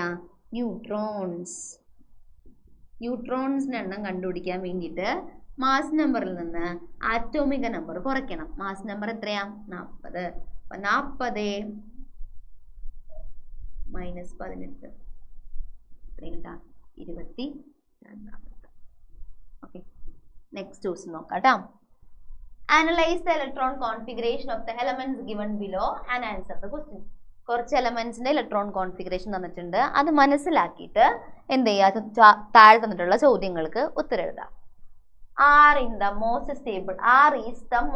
stable element. ഇതിൽ R ആണ് ഏറ്റവും സ്റ്റേബിൾ ആയിട്ടുള്ള എലമെന്റ് ആണോ? എന്തുകൊണ്ടാ? ശരിയാണല്ലേ, യെസ്, R ആണ് ഏറ്റവും സ്റ്റേബിൾ. എന്തുകൊണ്ടാണ്? ഒരാറ്റം സ്റ്റേബിൾ ആവണമെങ്കിൽ ഔട്ടർ മോസ്റ്റ് ഷെല്ലിൽ 8 ഇലക്ട്രോൺസ് വേണം. ആറിന്റെ ഔട്ടർ മോസ്റ്റ് ഷെല്ലിൽ മാത്രമാണ് 8 ഇലക്ട്രോൺസ് ഉള്ളത്. സോ ഇതിൽ സ്റ്റേബിൾ ആയിട്ടുള്ള ആള് 6 മാത്രമാണ്. ഒരാറ്റം സ്റ്റേബിൾ ആവണമെങ്കിൽ ഔട്ടർ മോസ്റ്റ് ഷെല്ലിൽ 8 ഇലക്ട്രോൺസ് വേണം. ഇതിൽ ആറിന്റെ ഔട്ടർ മോസ്റ്റ് ഷെല്ലിൽ മാത്രമാണ് 8 ഇലക്ട്രോൺസ് ഉള്ളത്. So R is the most stable one. ഇനി which one of this element donate electrons in chemical reaction? Chemical റിയാക്ഷനിൽ പങ്കെടുക്കുമ്പോൾ ഇതിലേത് എലമെന്റ് ആണ് ഇലക്ട്രോണിന് വിട്ടുകൊടുക്കുന്നത്? നമുക്കറിയാം ഒരാറ്റം സ്റ്റേബിൾ ആവാൻ വേണ്ടിയിട്ടാണ് കെമിക്കൽ റിയാക്ഷനിൽ പങ്കെടുക്കുന്നത്. സ്റ്റേബിൾ ആവാൻ എന്തൊക്കെ വഴിയുണ്ട്? ഒന്നില്ലെങ്കിൽ ഇലക്ട്രോണിനെ കൊടുക്കുക, അല്ലെങ്കിൽ ഇലക്ട്രോണിനെ വാങ്ങുക, അല്ലെങ്കിൽ ഇലക്ട്രോണിനെ ഷെയർ ചെയ്യാം. നോക്കാം, ആദ്യത്തെ എലമെന്റ് പി ആണ്. പിയുടെ ഔട്ടർ മോസ്റ്റ് ഷെല്ലിൽ 7 ഇലക്ട്രോൺസ് ആണുള്ളത്. പി സ്റ്റേബിൾ ആവാൻ വേണ്ടി എന്ത് ചെയ്യും? എന്ത് ചെയ്യും, ഒരു ഇലക്ട്രോണിനെ വാങ്ങും. അടുത്ത് നോക്കാം ക്യൂ. ക്യൂവിന്റെ കോൺഫിഗറേഷൻ വരുന്നത് 2,8,2 ആണ്. ക്യൂ സ്റ്റേബിൾ ആവാൻ വേണ്ടി എന്ത് ചെയ്യും, ഒന്നില്ലെങ്കിൽ 6 ഇലക്ട്രോണിനെ വാങ്ങണം, അല്ലെങ്കിൽ 2 ഇലക്ട്രോണിനെ കൊടുക്കണം. നമുക്കറിയാം 6 ഇലക്ട്രോണിനെ വാങ്ങുന്നേക്കാൾ എളുപ്പം 2 ഇലക്ട്രോണിനെ കൊടുക്കുകയാണ്. സോ ഇവിടെ സ്റ്റേബിൾ ആവാൻ വേണ്ടിയിട്ട് ഇലക്ട്രോണിനെ ഡൊണേറ്റ് ചെയ്യുന്ന ആളാരാണ്, നമ്മുടെ ക്യൂ ആണ് കേട്ടോ. ക്യൂ ആണ് ഇലക്ട്രോണിനെ ഡൊണേറ്റ് ചെയ്യാം. നോക്കാം, identify the ionic and covalent compounds from the following. കുറച്ച് കോമ്പൗണ്ടുകളുടെ മോളിക്കുലാർ ഫോർമുല തന്നിട്ടുണ്ട്, അവരുടെ ഇലക്ട്രോനെഗറ്റിവിറ്റി വാല്യൂസ് തന്നിട്ടുണ്ട്. ഇലക്ട്രോനെഗറ്റിവിറ്റി വാല്യൂസ് തന്നിട്ടുണ്ട്. ഈ ഇലക്ട്രോനെഗറ്റിവിറ്റി വാല്യൂസ് വെച്ചിട്ട് ഇത് അയണിക് ബോണ്ടിങ് ആണോ അല്ലെങ്കിൽ ഇവിടെ കോവാലന്റ് ബോണ്ടിങ് ആണോ പ്രസന്റ് ആയേക്കണമെന്ന് നമ്മൾ കണ്ടുപിടിക്കണം. നോക്കിയേ, അപ്പോൾ മോളിക്കുലാർ ഫോർമുല തന്നിട്ടുണ്ട്, അതിലുള്ള ആറ്റങ്ങളുടെ ഇലക്ട്രോനെഗറ്റിവിറ്റി തന്നിട്ടുണ്ട്, എന്നിട്ട് അയണിക് ബോണ്ടിങ് ആണോ കോവാലന്റ് ബോണ്ടിങ് ആണോ എന്ന് കണ്ടുപിടിക്കാൻ പറഞ്ഞാൽ ആ കോമ്പൗണ്ടിലുള്ള ആറ്റങ്ങളുടെ ഇലക്ട്രോനെഗറ്റിവിറ്റിയുടെ വ്യത്യാസം കണ്ടുപിടിക്കണം. എന്താണ്, ഒരു കോമ്പൗണ്ട് അത് അയോണിക് ബോണ്ടിങ് ആണോ, അല്ലെങ്കിൽ അത് അയോണിക് ബോണ്ടിങ് വഴിയാണോ ഉണ്ടായിട്ടുള്ളത്, അല്ലെങ്കിൽ കോവാലന്റ് ബോണ്ടിങ് വഴിയാണോ ഉണ്ടായിട്ടുള്ളതെന്ന് കണ്ടുപിടിക്കാൻ പറഞ്ഞാൽ അവരുടെ ഇലക്ട്രോനെഗറ്റിവിറ്റി വാല്യൂസ് തമ്മിലുള്ള അതിലുള്ള ആറ്റങ്ങളുടെ ഇലക്ട്രോനെഗറ്റിവിറ്റിയുടെ വ്യത്യാസം കണ്ടുപിടിക്കാം. ഓക്കെ, നോക്കാം. ആദ്യത്തെ ആളാരാണ്, CaO. CaO എന്ന് പറയുമ്പോൾ അവിടെ ആരൊക്കെയുണ്ട്, കാൽഷ്യം ഉണ്ട്, ഓക്സിജൻ ഉണ്ട്. കാൽഷ്യത്തിന്റെ ഇലക്ട്രോനെഗറ്റിവിറ്റി 1 ആണ്, ഓക്സിജന് 3.4 ആണ്. അപ്പോൾ അതിൽ ഏറ്റവും വലിയ വാല്യൂ ഏതാണോ അതിൽ നിന്ന് ചെറിയ വാല്യൂ മൈനസ് ചെയ്യാം. അപ്പോൾ നമുക്ക് എത്ര കിട്ടും, 2.44 കിട്ടി. അടുത്ത കോമ്പൗണ്ട് നോക്കാം, CO2. ഈ പറഞ്ഞ പോലെ കോമ്പൗണ്ട് നോക്കാം, അവരുടെ ഇലക്ട്രോനെഗറ്റിവിറ്റിയുടെ വ്യത്യാസം കാണാം. ആരൊക്കെയുണ്ട്, ഓക്സിജനും കാർബൺ ആണ്. ഓക്സിജന്റെ ഇലക്ട്രോനെഗറ്റിവിറ്റി 3.44 ആണ്, കാർബണിന്റെ 2.50.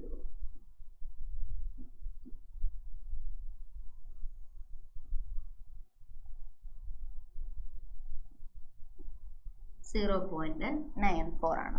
അപ്പൊ നോക്കാം, അപ്പോൾ കോവലന്റ് ബോണ്ടിങ് ആണോ അയണിക് ബോണ്ടിങ് ആണോ എന്ന് കണ്ടുപിടിക്കാൻ പറഞ്ഞാൽ നമ്മൾ എന്ത് ചെയ്യണം, ഇലക്ട്രോനെഗറ്റിവിറ്റിയുടെ വ്യത്യാസം കാണണം.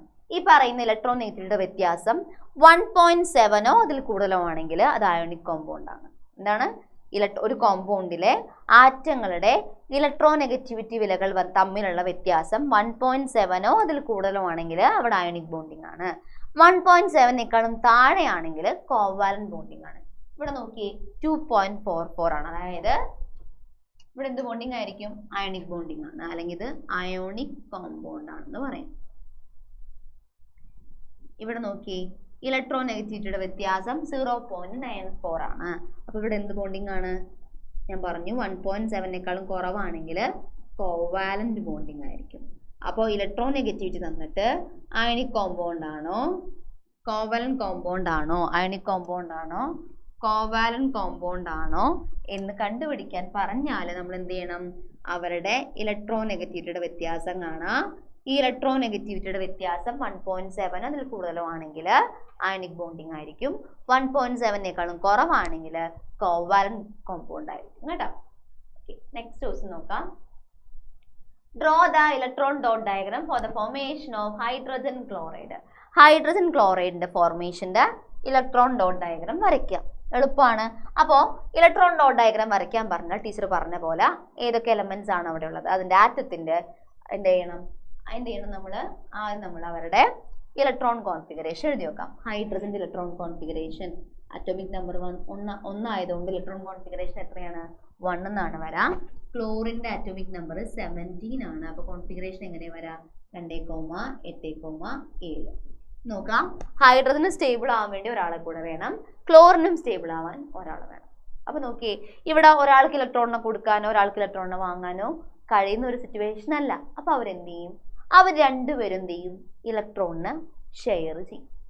ഓക്കെ, അവർ രണ്ടുപേരും എന്ത് ചെയ്യും, ഇലക്ട്രോണിന് ഷെയർ ചെയ്യും. അപ്പൊ നിങ്ങളൊന്ന് ആലോചിച്ച് നോക്കിയേ, ഞാൻ ബിരിയാണി കൊണ്ടുവന്നിട്ടുണ്ട്, പ്രിൻഷി ടീച്ചറിൽ ചിക്കൻ ഉണ്ട്.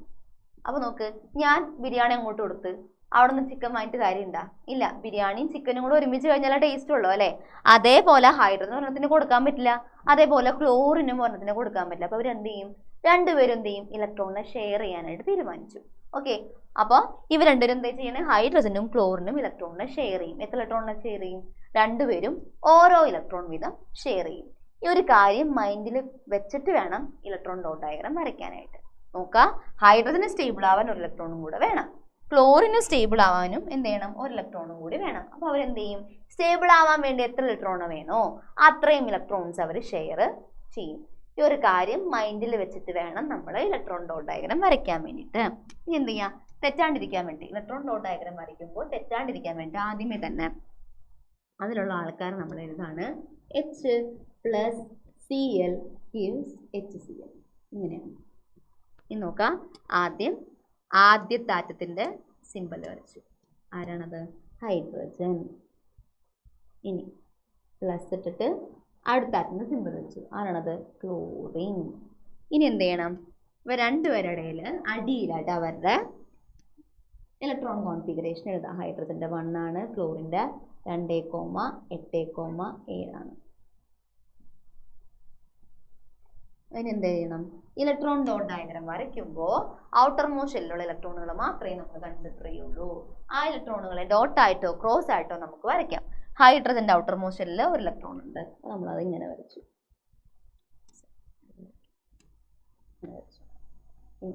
ക്ലോറിന്റെ ഔട്ടർ മോസ്റ്റ് ഷെല്ലിൽ 7 ഇലക്ട്രോൺസ് ആണുള്ളത്.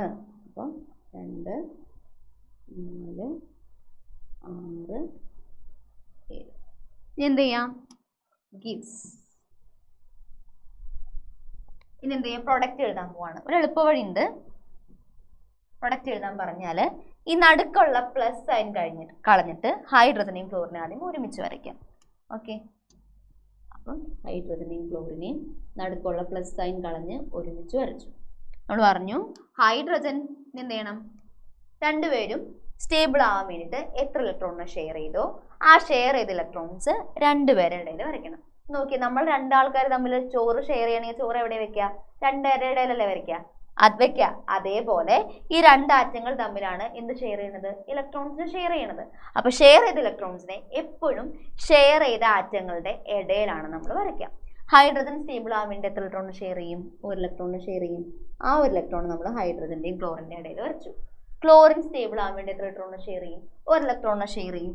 ആ ഒരു ഇലക്ട്രോൺ നമ്മൾ ഹൈഡ്രജന്റെയും ക്ലോറിന്റെയും ഇടയിൽ വരച്ചു. ഹൈഡ്രജന് ഇനി വേറെ ഇലക്ട്രോൺസ് ഉണ്ടോ, ഇല്ല. ക്ലോറിന് ഇനി ബാക്കി എത്ര ഇലക്ട്രോൺസ് ഉണ്ട്, ആകെ 7 ഉണ്ടായിരുന്നു, ഒരെണ്ണം നമ്മൾ ഷെയർ ചെയ്യാനെടുത്തു, ബാക്കി എത്ര എണ്ണം ഉണ്ട്, 6 എണ്ണം. ആ 6 എണ്ണത്തിന് നമ്മൾ വരയ്ക്കുകയാണ്. 2, 4, 6. ഇനി നോക്കാം, ആദ്യത്തെ ഹൈഡ്രജൻ ആറ്റും ഷെയർ ചെയ്ത ഇലക്ട്രോൺസും ചേർത്തിട്ട് ഒരു റൗണ്ട് വരയ്ക്കാം. ഇപ്പൊ നോക്കി, ഹൈഡ്രജന്റെ എത്ര ഇലക്ട്രോൺ ആയി, 2 ഇലക്ട്രോൺ ആയി, ഹൈഡ്രജൻ സ്റ്റേബിൾ ആയി അല്ലേ. ഇനി എന്ത് ചെയ്യണം, ക്ലോറിൻ ആറ്റവും ഷെയർ ചെയ്ത ഇലക്ട്രോൺസും ചേർത്തിട്ട് അടുത്ത റൗണ്ട് വരയ്ക്കാം. ഇപ്പൊ ക്ലോറിൻ നോക്കി 2, 4, 6, 8. ക്ലോറിനും 8 ഇലക്ട്രോൺസ് ആയി, അങ്ങനെ രണ്ടും സ്റ്റേബിൾ ആയി. ഇങ്ങനെയാണ് നമ്മൾ ഇലക്ട്രോൺ ഡോട്ട് ഡയഗ്രാം വരയ്ക്കുന്നത് കേട്ടോ. ഓക്കെ, അപ്പൊ ആദ്യം നമ്മൾ എന്ത് ചെയ്യും, എലമെന്റ്സിന്റെ സിമ്പൽ വരച്ചു, അവരുടെ ഇലക്ട്രോൺ കോൺഫിഗറേഷൻ എഴുതി, സ്റ്റേബിൾ ആവാൻ വേണ്ടിയിട്ട് എത്ര ഇലക്ട്രോൺ വേണമെന്ന് നോക്കി, അവർ ഇലക്ട്രോണിനെ കൊടുക്കുകയാണോ വാങ്ങാണോ ഷെയർ ചെയ്യുകയാണോ എന്ന് കണ്ടുപിടിച്ചു. ഷെയർ ചെയ്യുകയാണെങ്കിൽ അവിടെ എന്ത് ബോണ്ടിങ് ആയിരിക്കും, കോവലന്റ് ബോണ്ടിങ് ആയിരിക്കും. നമ്മളിങ്ങനെ റഫായിട്ടൊന്ന് എഴുതി നോക്കി. പിന്നെ എലമെന്റ്സിന്റെ സിമ്പൽ എഴുതും, അവർ ഔട്ടർ മോസ്റ്റ് ഷെല്ലിൽ ഇലക്ട്രോണുകൾ എണ്ണം എഴുതി. എന്താ ചെയ്തേ, നടുക്കുള്ള പ്ലസ് കളഞ്ഞു, അവർ ഒരുമിച്ച് എഴുതി. ഷെയർ ചെയ്ത ഇലക്ട്രോണിനെ 2 വരെ നടുക്ക് വരച്ചു. പിന്നെ ബാക്കിയുള്ള ഇലക്ട്രോൺസ് അതിന് ചുറ്റും വരച്ചു. ആദ്യത്തെ ആറ്റവും ഷെയർ ചെയ്ത ഇലക്ട്രോൺസും ചേർത്തിട്ട് ഒരു റൗണ്ട് വരയ്ക്കുക. അടുത്ത ആറ്റവും ഷെയർ ചെയ്ത ഇലക്ട്രോൺസും ചേർത്തിട്ട് അടുത്ത റൗണ്ട് വരയ്ക്കുക. അങ്ങനെ രണ്ടും സ്റ്റേബിൾ ആയി.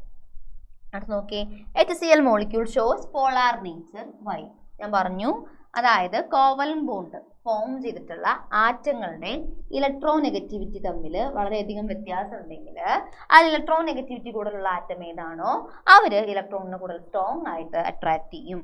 ഇവിടെ ഹൈഡ്രജനെയും ക്ലോറിനെയും കമ്പയർ ചെയ്യുമ്പോൾ ക്ലോറിന് ഇലക്ട്രോനെഗറ്റിവിറ്റി കൂടുതലാണ്. അപ്പൊ ഷെയർ ചെയ്ത ഇലക്ട്രോൺസ് സ്ലൈറ്റ് ആയിട്ട് ക്ലോറിന്റെ അടുത്തേക്ക് നീങ്ങും. അപ്പൊ ക്ലോറിന് ഒരു ചെറിയ നെഗറ്റീവ് ചാർജ് കിട്ടുവാൻ നമ്മൾ ഡെൽറ്റ മൈനസ് എന്നാണ് എഴുതുക. ഹൈഡ്രജന് ഒരു ചെറിയ പോസിറ്റീവ് ചാർജ് കിട്ടുവാൻ നമ്മൾ ഡെൽറ്റ പ്ലസ് എന്നാണ് എഴുതുക. ഇതിനെയാണ് നമ്മൾ എന്ത്, ഇങ്ങനെ ഒരു പാർഷ്യൽ ചാർജ് സെപ്പറേഷൻ വരുന്നതുകൊണ്ട് ഇവർ നമുക്ക് എന്ത് വിളിക്കാം, പോളാർ കോമ്പൗണ്ട്സ് എന്ന് വിളിക്കാം. ഓക്കെ, അപ്പോൾ ഇലക്ട്രോനെഗറ്റിവിറ്റിയിലുള്ള വ്യത്യാസമാണ് പോളാർ കോമ്പൗണ്ട്സ് ഉണ്ടാവാനുള്ള കാരണം. ഒരു കോവലന്റ് കോമ്പൗണ്ട് പോളാർ നേച്ചർ കാണിക്കണമെങ്കിൽ അവരുള്ള ആറ്റങ്ങളുടെ ഇലക്ട്രോനെഗറ്റിവിറ്റി വാല്യൂ തമ്മിൽ ഒരുപാട് വ്യത്യാസം ഉണ്ടായിരിക്കണം. നെക്സ്റ്റ് ക്വസ്റ്റ്യൻ നോക്കാം.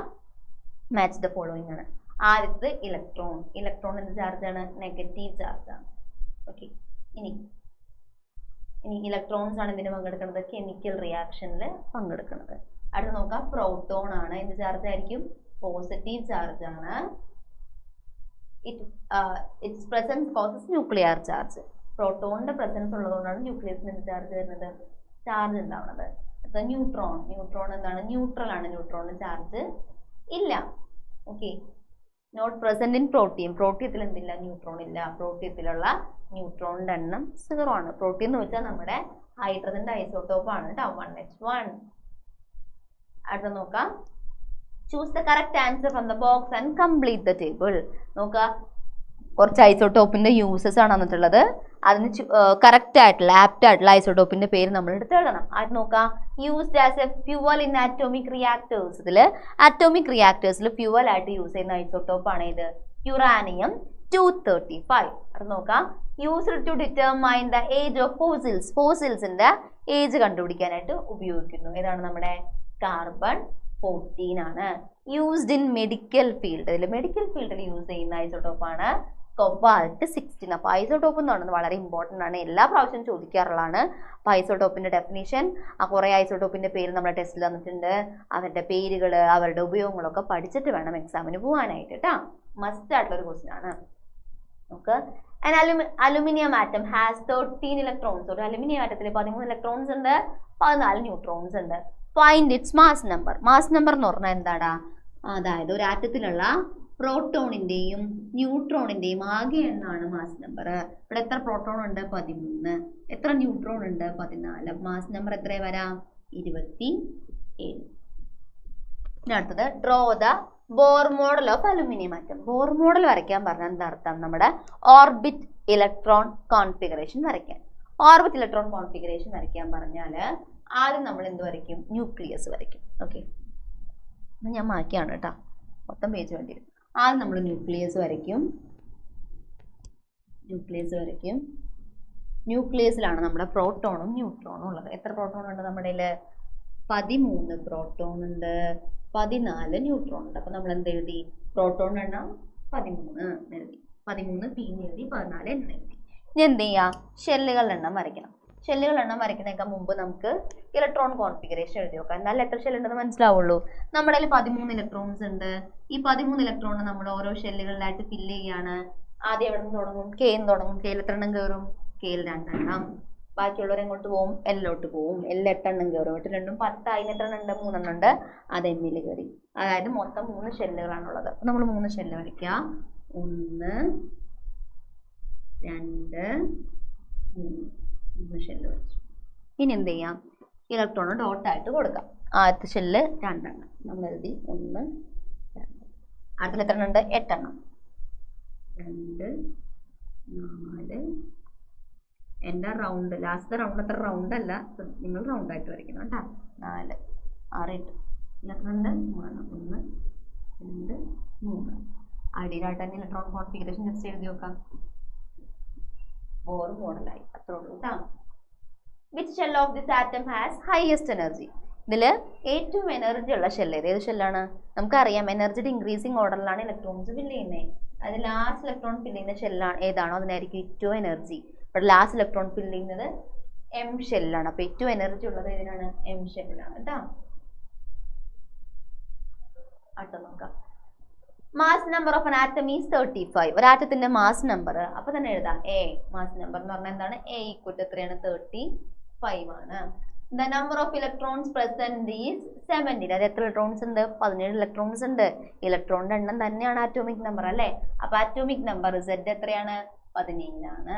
ആദ്യം നോക്കാം, ഫൈൻഡ് ഇറ്റ്സ് ആറ്റോമിക് നമ്പർ. കിട്ടി. എന്താണ്? ഇലക്ട്രോണിന്റെ എണ്ണം തന്നെയാണ് ആറ്റോമിക് നമ്പർ. 17 ഇലക്ട്രോൺ ഉണ്ട്. അതിനർത്ഥം എന്താ?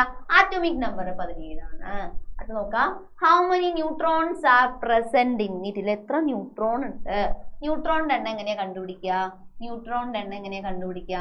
Mass number minus atomic number. Mass number 35, atomic number 17. 35 minus 17 ചെയ്യുമ്പോൾ നമുക്ക് എത്ര കിട്ടാം? 18 ആണ് കിട്ടാം. ഓക്കെ, അപ്പൊ ന്യൂട്രോണിന്റെ എണ്ണം എത്രയാണ്? 18 ആണ്. ഇനി വാട്ട് ഈസ് ഇറ്റ്സ് വാലൻസി? ഇതിന്റെ വാലൻസി എന്താണ്? വാലൻസി കണ്ടുപിടിക്കണമെങ്കിൽ എന്ത് ചെയ്യണം? ഇലക്ട്രോൺ കോൺഫിഗറേഷൻ എഴുതണം.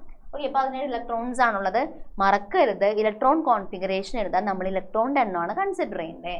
17 ഇലക്ട്രോണിന് ഓരോ ഷെല്ലുകളിലായിട്ട് കൊടുക്കുക. ഇതൊക്കെ ഷെല്ലുകളാണുള്ളത്. K ഉണ്ട്, L ഉണ്ട്, M ഉണ്ട്, N ഉണ്ട്. ഓക്കെ, ആദ്യം കെയിലോട്ട് വരും. കെയിൽ എത്ര എണ്ണം കയറും? 2 എണ്ണം കയറും. എല്ലാവരും കൂടെ എല്ലോട്ട് പോകും. എല്ലാം എത്ര എണ്ണം കയറും? 8 എണ്ണം കയറും. അപ്പൊ 8 എണ്ണം 10 എത്ര എണ്ണം ഉണ്ട്? 7 എണ്ണം ഉണ്ട്. അത് എവിടെ പോയി? എമ്മിലേക്ക് പോയി. അപ്പൊ ഇലക്ട്രോൺ കോൺഫിഗറേഷൻ എങ്ങനെയാ വരാം? ഇവിടെ എഴുതാം. ഇലക്ട്രോൺ കോൺഫിഗറേഷൻ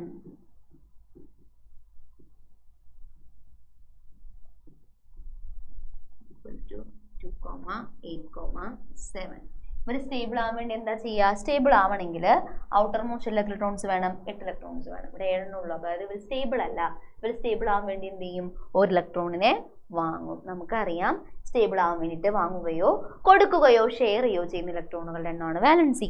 അപ്പോൾ ഇവർ സ്റ്റേബിൾ ആവാൻ വേണ്ടി ഒരു ഇലക്ട്രോണിനെ വാങ്ങിയതിന് അർത്ഥം എന്താ? ഇവരുടെ വാലൻസി എത്രയായിരിക്കും? 1 ആയിരിക്കും കേട്ടോ. Write the electronic configuration of the inert gas coming just after this element. ഈ എലമെന്റിന് തൊട്ട് ശേഷം വരുന്ന എലമെന്റിന്റെ നോബിൾ ഗ്യാസിന്റെ ഇലക്ട്രോൺ കോൺഫിഗറേഷൻ ആണ് എഴുതാൻ പറഞ്ഞിട്ടുള്ളത്. ഇതിന് തൊട്ട് ശേഷം വരുന്ന നോബിൾ ഗ്യാസ് എന്ന് പറഞ്ഞാൽ അതിനർത്ഥം എന്താ? ഇതിന്റെ അതേ പീരീഡിലുള്ള നോബിൾ ഗ്യാസ് ആണ്. അതേ പീരീഡിലുള്ള നോബിൾ ഗ്യാസ് എന്ന് വെച്ചാൽ എന്താ അർത്ഥം? അതേ പീരീഡിലുള്ള നോബിൾ ഗ്യാസ് എന്ന് പറയുമ്പോൾ ഈ എലമെന്റിന് എത്ര ഷെല്ലുണ്ടോ ഈ പറയുന്ന നോബിൾ ഗ്യാസിനും അത്ര ഷെല്ല് തന്നെയാണ് ഉണ്ടാവുക. ഇവിടെ എത്ര ഷെല്ലുണ്ട്? 3 ഷെല്ല്. സോ ആ നോബിൾ ഗ്യാസിന് എത്ര ഷെല്ലുണ്ടായിരിക്കും? 3 ഷെല്ലുണ്ടായിരിക്കും. ഏതൊക്കെയായിരിക്കും അത്? കെയും എല്ലും എം. ഇനി നോബിൾ ഗ്യാസ് ആയതുകൊണ്ട് തന്നെ എമ്മിൽ എത്ര ഇലക്ട്രോൺസ് ഉണ്ടായിരിക്കും? 8. അങ്ങനെയാണെങ്കിൽ കെയിൽ 2, എല്ലിൽ 8, എല്ലിൽ 8.